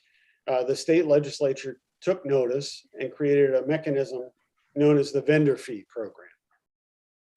The vendor fee program, I think, has been referred to in some earlier discussions, and I want to make it clear that that's a very different program from the tier program that we're currently talking about. And that was the program that Massachusetts copied because they thought it was a good idea and they copied it. They saw that there was an income stream being dedicated towards the dairy program. And so there was money in, money out. And that was overturned by the courts because farmers from outside Mass sued to get their share of the money, and the court struck down the Massachusetts law program. Now, even though the Maine program had not been challenged in court, Maine revised its vendor program in 1994, changing the farmer payout from a dedicated account to a general fund payout. In essence, decoupling the money coming in from the money going out. And it was predicated on the concept that Maine dairy farmers were producing roughly the same amount as was being consumed. And that's unique in the state of Maine. And it was a unique dynamic that could be built upon. And meanwhile, positive things were changing in the regional and federal level. This was at the time when I was at USDA under Secretary Glickman, and the Northeast Dairy Compact was ratified by the Northeast states and then approved by Congress. So in response to that, Maine repealed its dairy stabilization vendor program. And then the federal order system implemented component-based pricing, okay, instead of the Minnesota-Wisconsin price discovery system, which was all based on delivery to Eau Claire, Wisconsin, in a reform. And I think, and Julie Marie, you can correct me on this, but I think a lot of regions looked at what we had in the Northeast, and they wanted the same thing for their areas. And what happened was there was a dynamic that happened on a federal level when they said, when there couldn't be universal agreement among members to establish similar compacts. And so as a result, the Northeast Dairy Compact was failed to be reauthorized by Congress. So that caused a price roller coaster to happen. And when that demise happened, the federal marketing order system underwent another modification of the formulas. It is the only, and look, folks, I have worked in farm price support systems for many years, and it's actually one of the few federal programs that was actually that's run using economic formulas, right? So they're actually working with different inputs in different price discovery locations to affect a blended price and a market price. And so the issues with food security resulted from the national disaster of 2001, 9/11. And then the impact of formula changes with their increased reliance on commodity market, futures trading of storageable dairy products started a wave of drastic price volatility beginning in 2003. And there was a dramatic up and down cycle that have continued and intensified. If you look the years 2006, 2009, 2015 through 2019, all saw significant price drops. There was a bright spot in 2014, but generally speaking, it was a downward cycle that continued all the way to the present day. In December of 2019, economic forecasters were predicting an upswing in producer prices for the 2020 calendar year, only to have the COVID-19 pandemic hit and radically alter commercial and retail markets, especially through the wide-scale closure of restaurants and dramatic shifts in consumer behaviors. Next slide. So the impacts are huge, and those downward trends of milk pricing just didn't hit farmers. I think, as you heard very clearly from many interested individuals, it negatively impacted all segments of the ag infrastructure and the economy of local communities across Maine and the US. Everybody's hurting. And we wanted to pull people together to help our state industry. Next slide. So the tier program concept was developed. That was basically to fill the gap between the price farmers are paid and their cost of production. It makes a payment from the state's general fund directly to farmers when the amount that they receive from the marketplace for their milk falls below their short-run break-even cost of production, which is determined through the Maine Milk Commission cost of production studies that survey the actual balance sheets from dairy farms operating in Maine. So it reflects true Maine economic conditions.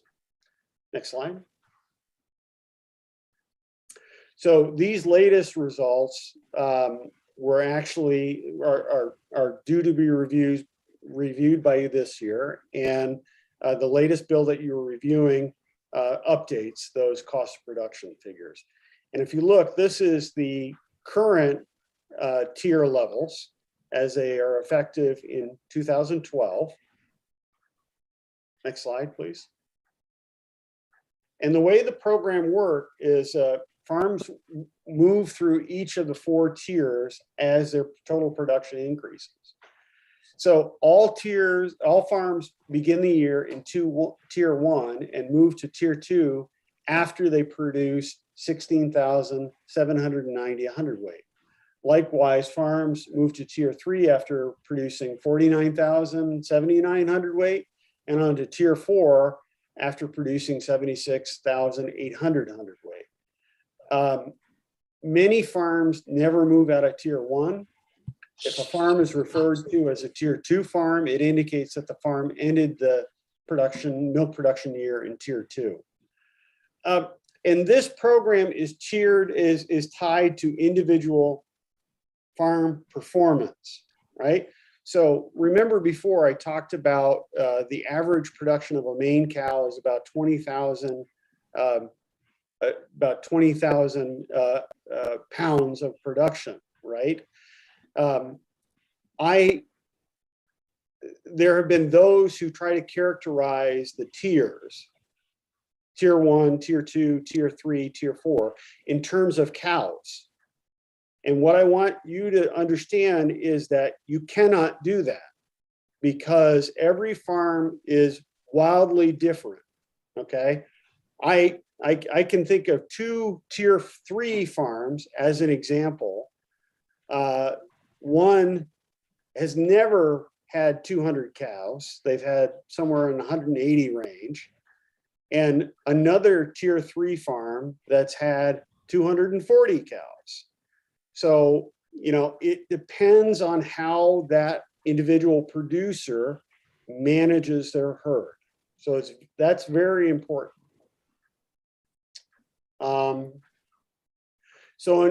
Let's go to understanding how to calculate the tier payments. So in figuring the tier program payment, we take the basic price plus any federal payments. Let's see, I'm sorry, I got off. I apologize for that. That's okay. And just as a note, these prices are actually November 2021. I had updated them, but forgot to update the date tag.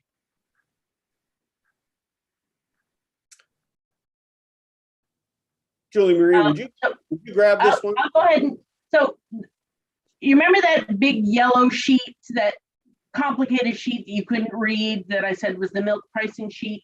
Well, on the very bottom of that milk commission sheet is a spot where we input the blend price, which is set by the federal order.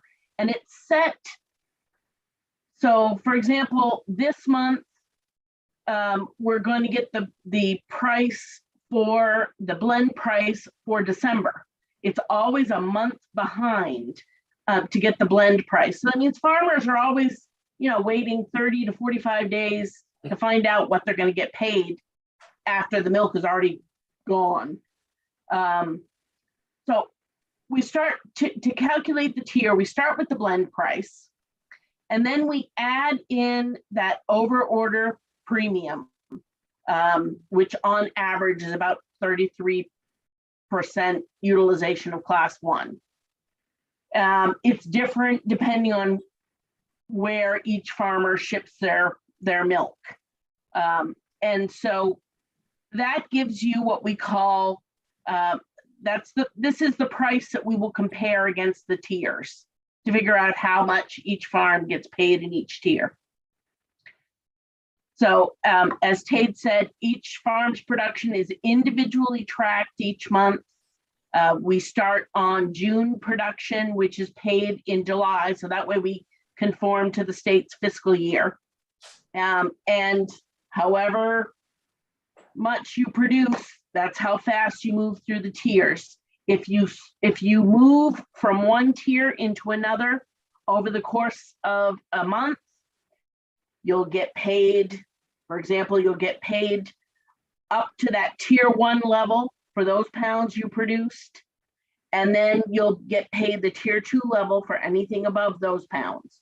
So it's not, it's based on how much production, and it can be flexible within the calendar year. So again, this is November prices. So we have a support level of $21 for tier 1. You subtract your $18.96, which was that price. And so farms received about $2.04 a hundredweight. If you're a tier 1 farm. If you were a tier 2 farm, where your base is $20.36, you subtract it out, you received $1.40 a hundredweight. If you were a tier 3 farm, well, the price was above what your safety net was, so you actually got no payment. And if you're a tier 4 farm, you also got no payment. Just keeping in mind, again, these numbers were reflecting costs that go back to 2011, 2012.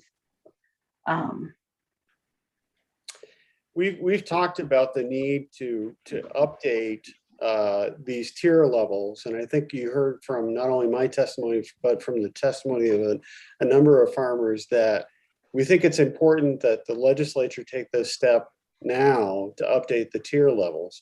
And like I stated in my testimony, it does not account for additional costs. This is by statute, it's the short run break-even costs.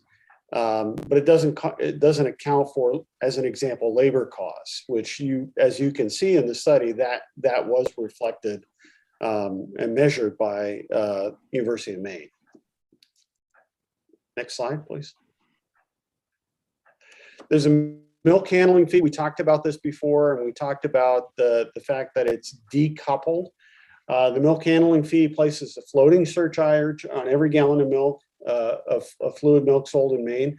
The responsible party for paying the fee is the first entity to touch the milk in Maine after it leaves the farm. In the case of milk that's produced in Maine and processed in Maine, the processing plant is responsible to remit the fee to the state.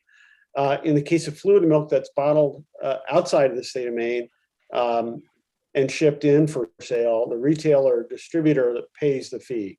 If the milk is produced in Maine but shipped outside of the state for processing, that milk is not subject to the fee. The fee is collected and paid to the state's general fund. And for 13 years,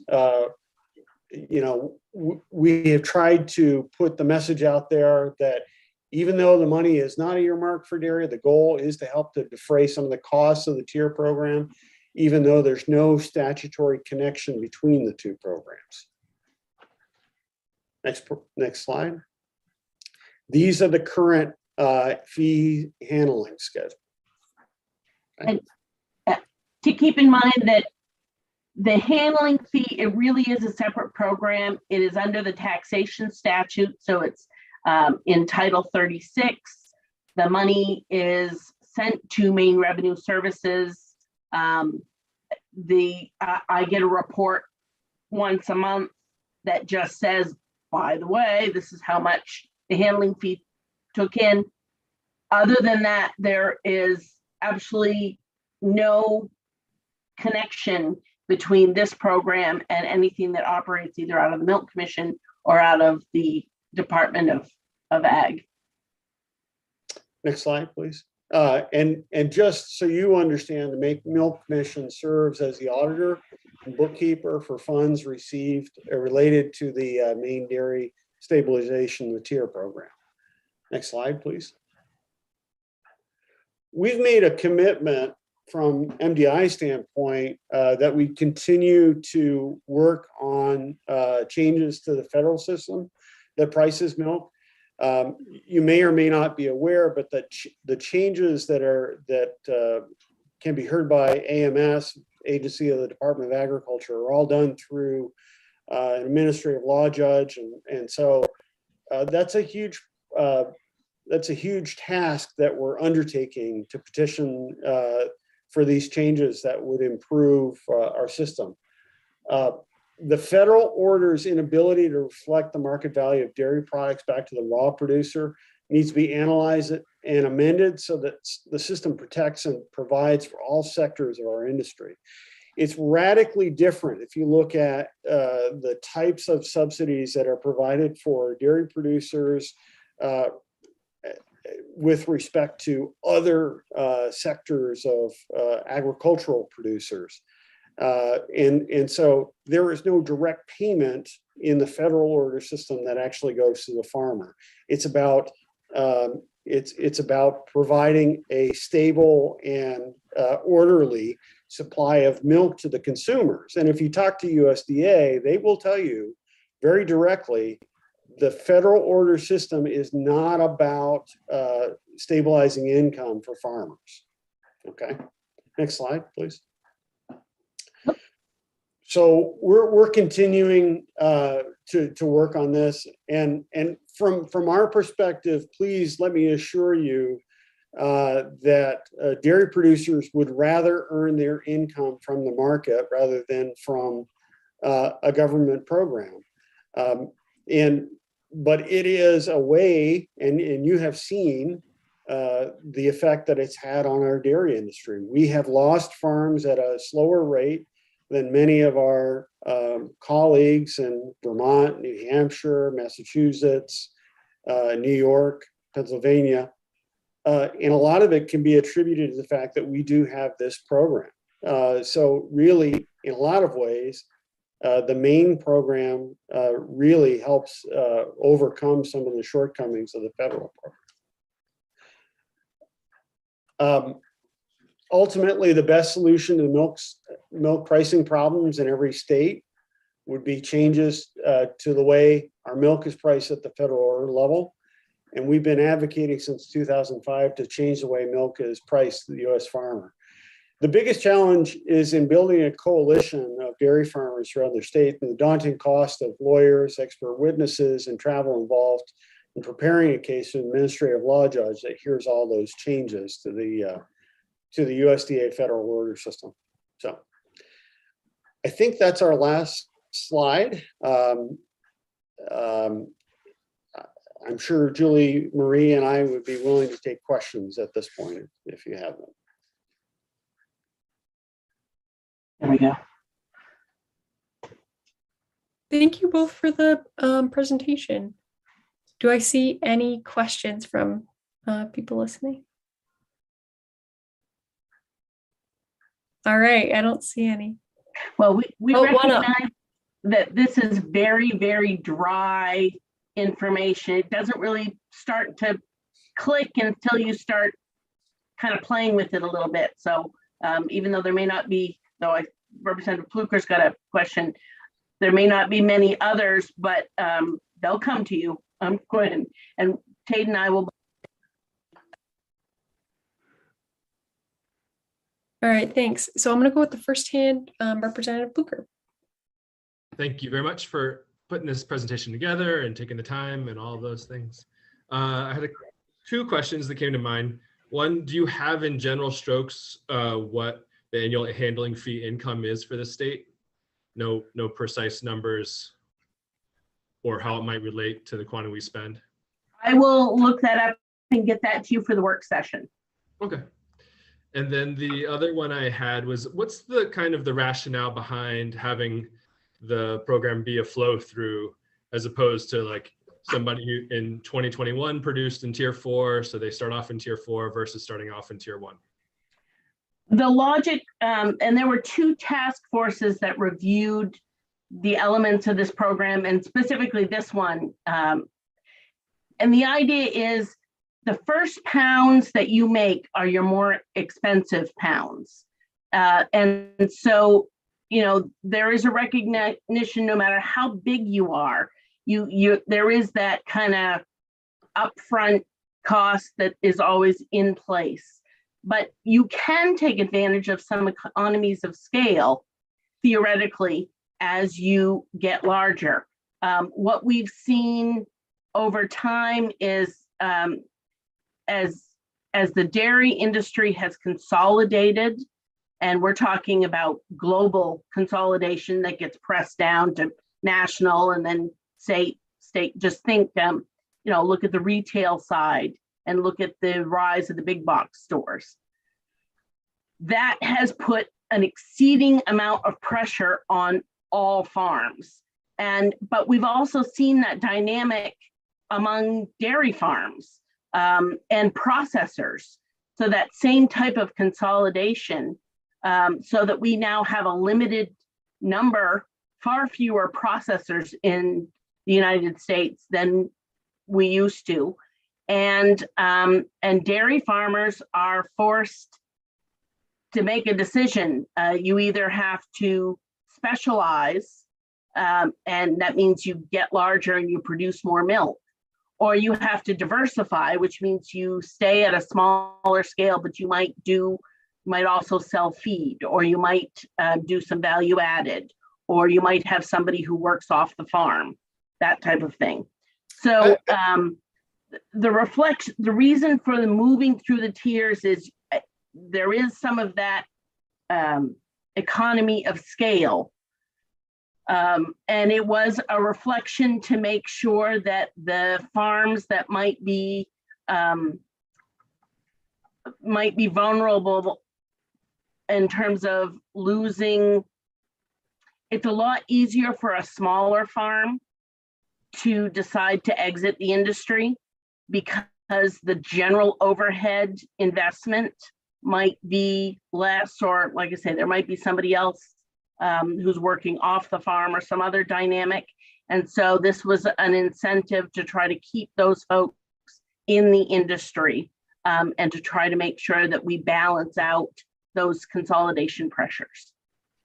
Here's the other thing I'd like to offer up from the perspective of somebody who's seen a lot of agriculture in different parts of the country. All Maine farms are small farms, right? So there's been some discussion about, what's the size look like of our farms. As I understand it, there are only 2 farms in the entire state of Maine that are actually milking over 1,000 cows. Okay, and when you look at even those operations, they represent they're working with some 20-some families on their operation, which means that you're really looking at a collection of 50 cow dairies that have decided to come together. I mean, I even look at my own family's dairy operation, and yes, my great-grandfather had 4 or 5 cows. My grandfather had 50, right? And when his sons decided to get involved with the organization, they decided to stay on the same very farm, and they had to expand to 300. And so if you shift from making milk for yourself to making milk for the purpose of providing an income for your farm, you have to look at what makes the best sense for your family's operations. So another key part of that is in Maine, we don't have what we think of as corporate farms. There are farms that file as S corps or limited liabilities for tax reasons, but with the exception of 3, all our farms are family owned and operated. We don't have shareholder farms. You can't say that when you start moving out to other parts of the country where, literally you have the owner is not on the farm, does not operate, probably not even in the dairy business. And we're seeing that among a lot of the big growth in farms, especially in the Southwest, starting in like the Dakotas and some of those places. They put in we're talking about 10,000 cows, 15,000 cows, and then they stick a cheese plant right next door. So now you've got vertical integration. we don't have that. We have the more traditional style of family farms shipping long distances to the plants that are left. It's very similar in the upper Midwest, very family style farms. In fact, the profiles are on paper are quite similar. So could I follow up, Madam Chair? Thank you. Absolutely. So I think what I'm hearing you're saying is the tier 4 farmers don't have the tier program is not giving them enough money at the tier 4 level. So therefore we should pay them at the tier 1 level for a period of time. So they have the added bonus. Is that Here's true? one thing to keep in mind. There aren't payments guaranteed at any tier. It's all dependent on the marketplace. And traditionally, the summer months tend to see kind of a bump in prices because there's a lag time. So we have, historically, there's a what you call the spring flush. So there's more milk in the early part of the spring, and then as farmers get busy in the fields, there's a little bit less milk because their emphasis is elsewhere. And so 1, 2, 3 months after, you get the supply and demand shifting. And so just because you have a farm eligible for tier 1 payments in June is not a guarantee that they ever get tier 1 payments. It all depends on what the marketplace is and the prices that are out there. I guess I missed that. I didn't understand. If you're qualified for tier 1, you wouldn't necessarily get tier 1 payments? It all depends on whether the price is low enough so that there would be payments. Of course, yeah, that makes sense. Right. Which is evaluated on an ongoing basis. But to your point, Representative Pluker, when you were asking about payments to tier 4 farmers, as an example, should they receive tier 1 payments? It's on the first 16,790 hundredweight, right? And that's the case for all farms, and that's what we're trying to tell you. Is that they receive a payment at that level up to that level of production, and then it moves to the next tier. And for each farm, yeah, I mean, you're basically what you're doing is you're supporting a very important industry to the state of Maine. As I indicated before, we're in a position where our production and our demand are roughly the same. It's a little bit so that we're exporting, but it's roughly stayed in balance. And your state of Maine is in a particularly good position to support its farms. So the next question. Thank you. I just want to jump in, and this is a lot of super helpful information, but I think we can keep answers maybe a little more tailored to the question, just to keep an eye on time, because I know these calls get long. Thank you, Madam Chair. I appreciate that. So yeah, so we hear that tier 4 farmers aren't getting enough money. We hear that, okay, that's what we've got, and that's the reason for the flow through. So the next question is, if we increase the tier 4 payments so it actually reflects the amount of their break-even costs, is the flow through as necessary, especially in light of, we're looking at spending an extra $6 million and then $10 million on this program. The other thing being that majority of the farms we're losing are the small farms. So is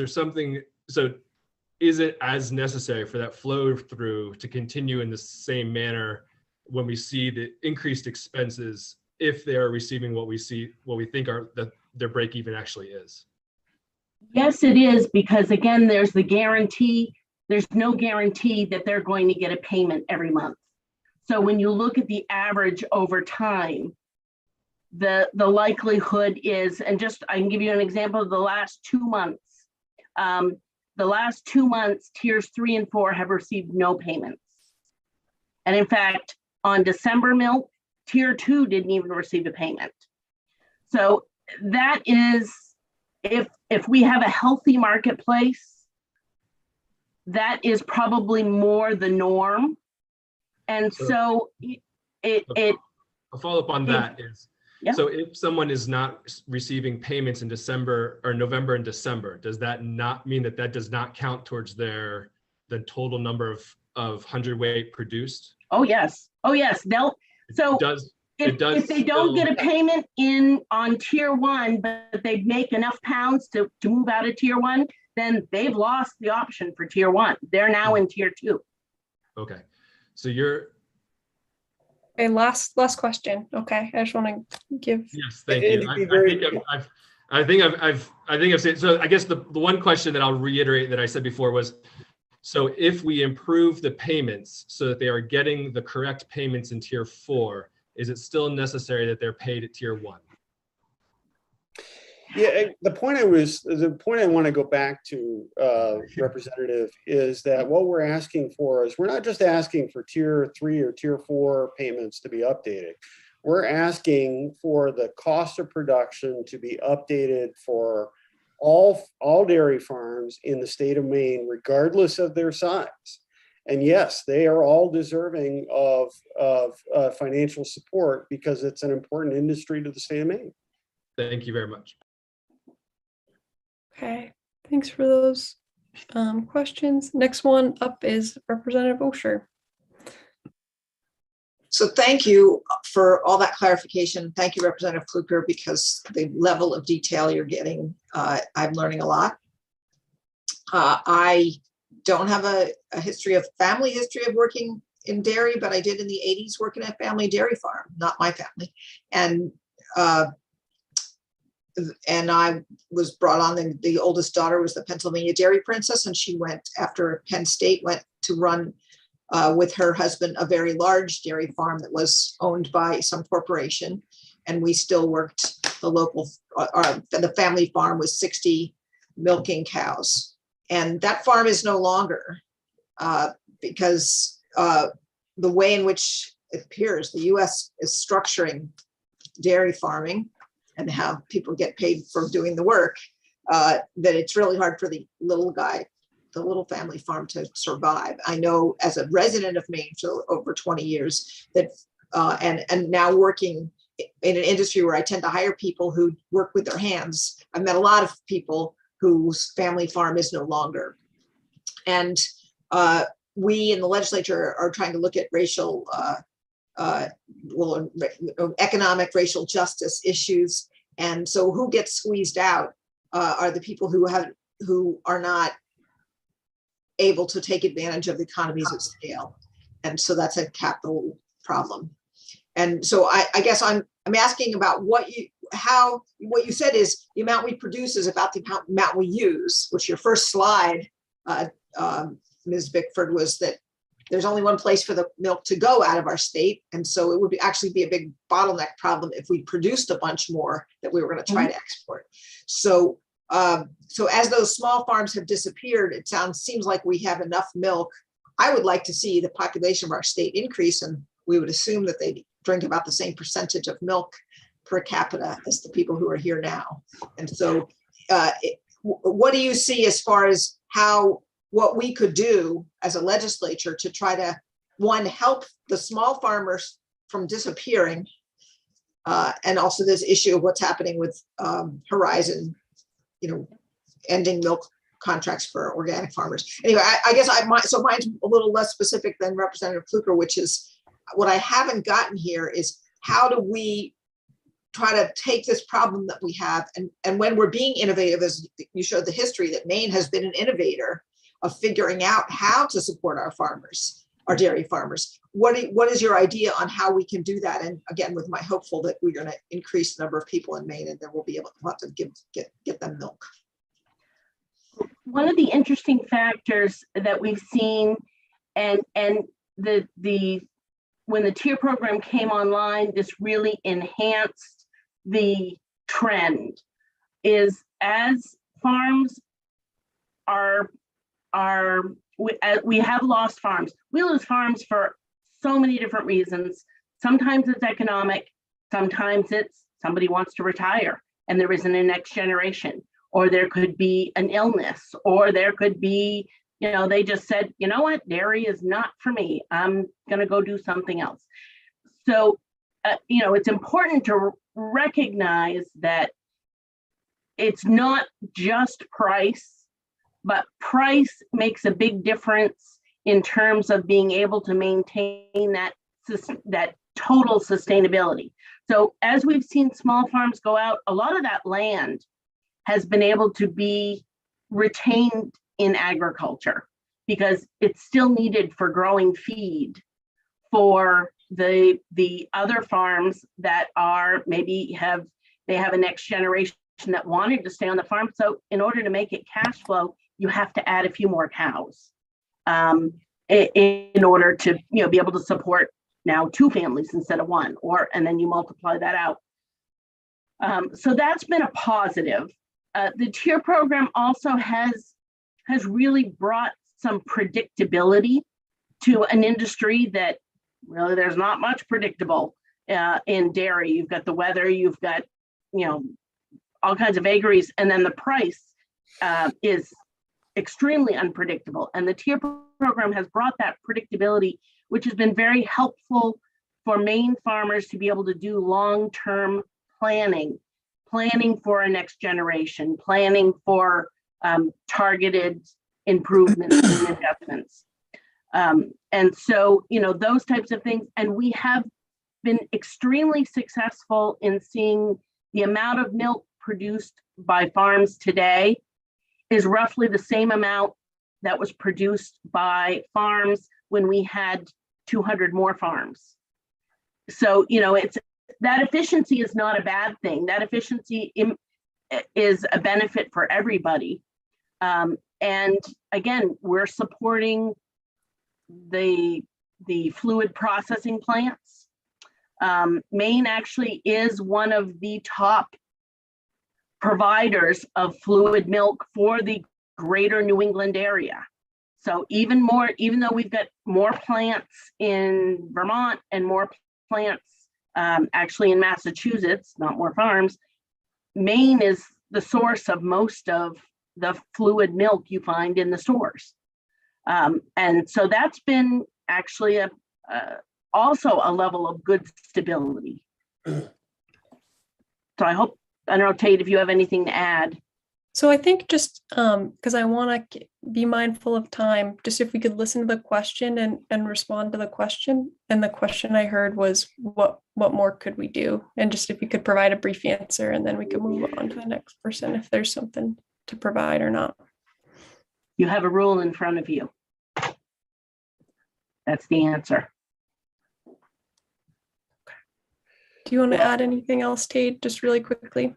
Yeah, I mean, obviously, we're always looking for ways to ensure that that the next generation of farmers can start up a new operation, and to ensure that there's favorable business practices in place to make sure that dairy farmers have access to credit, that there are favorable land use laws, things like that.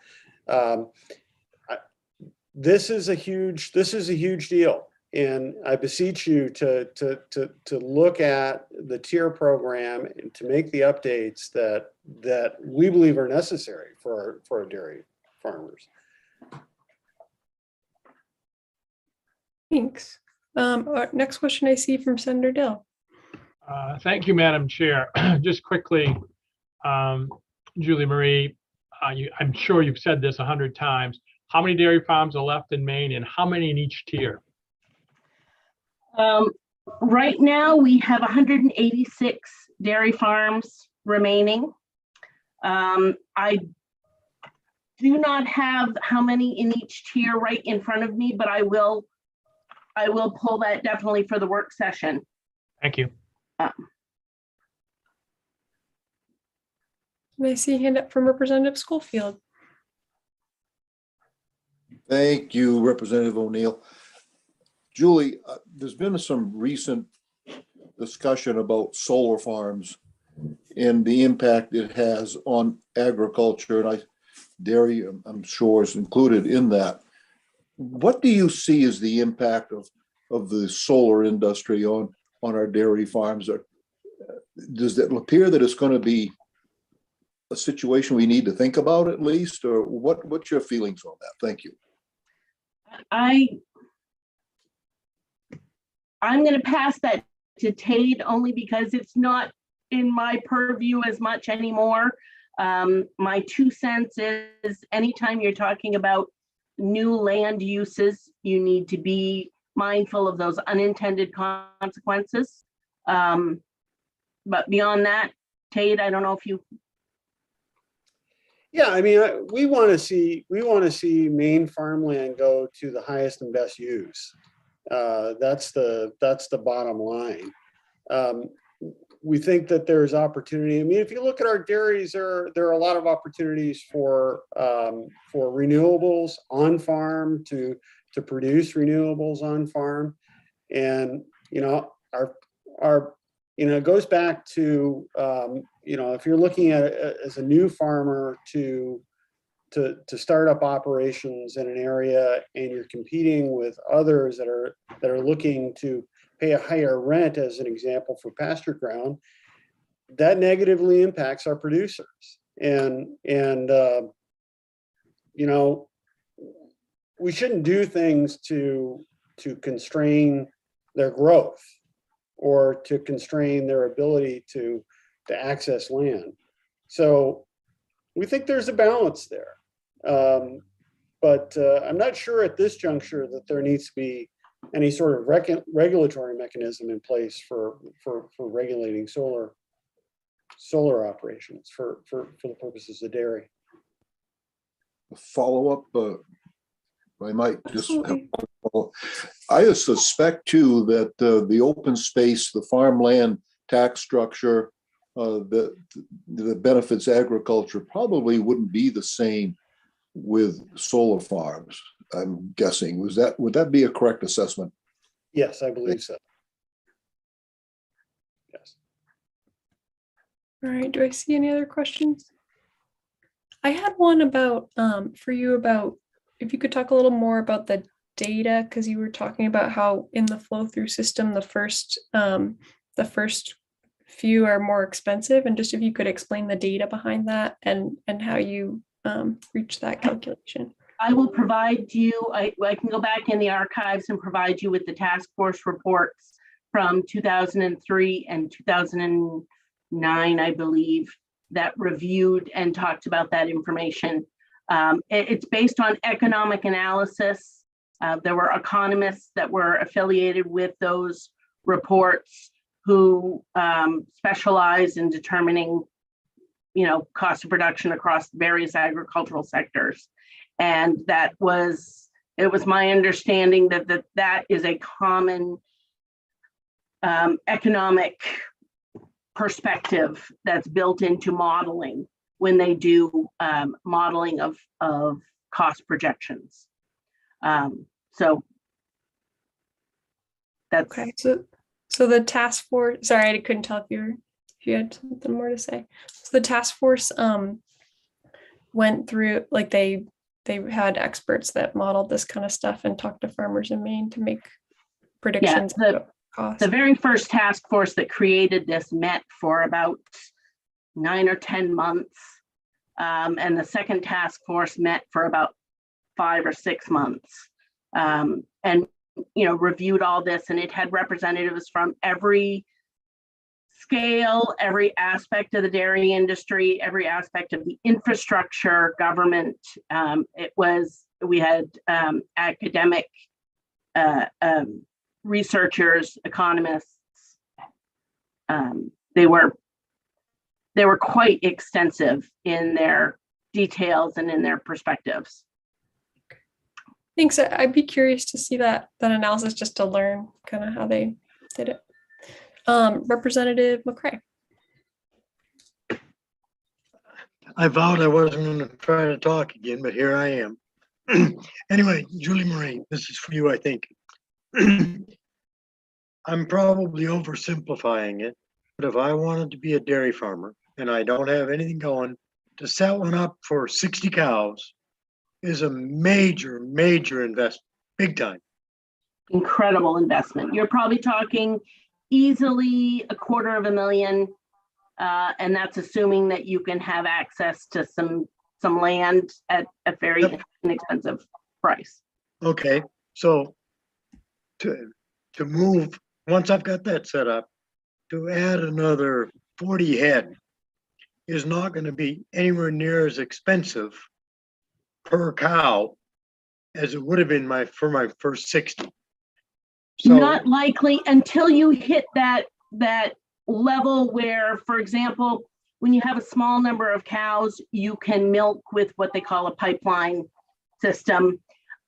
When you get beyond a certain number of cows, it's no longer cost or labor effective to do that. You're looking at investing in upgrading to a parlor milking situation, which is another big capital investment. But theoretically, yes, you're correct that the next batch of cows, you wouldn't have all those same costs that you had in the first batch.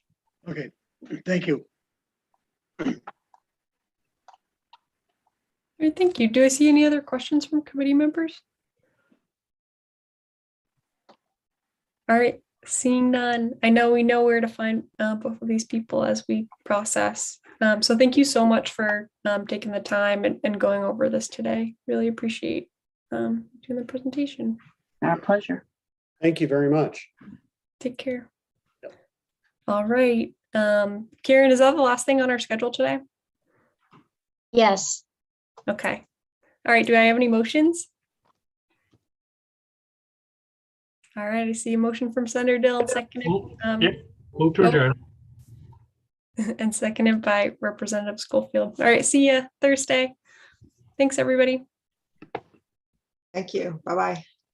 Bye. Have a good night.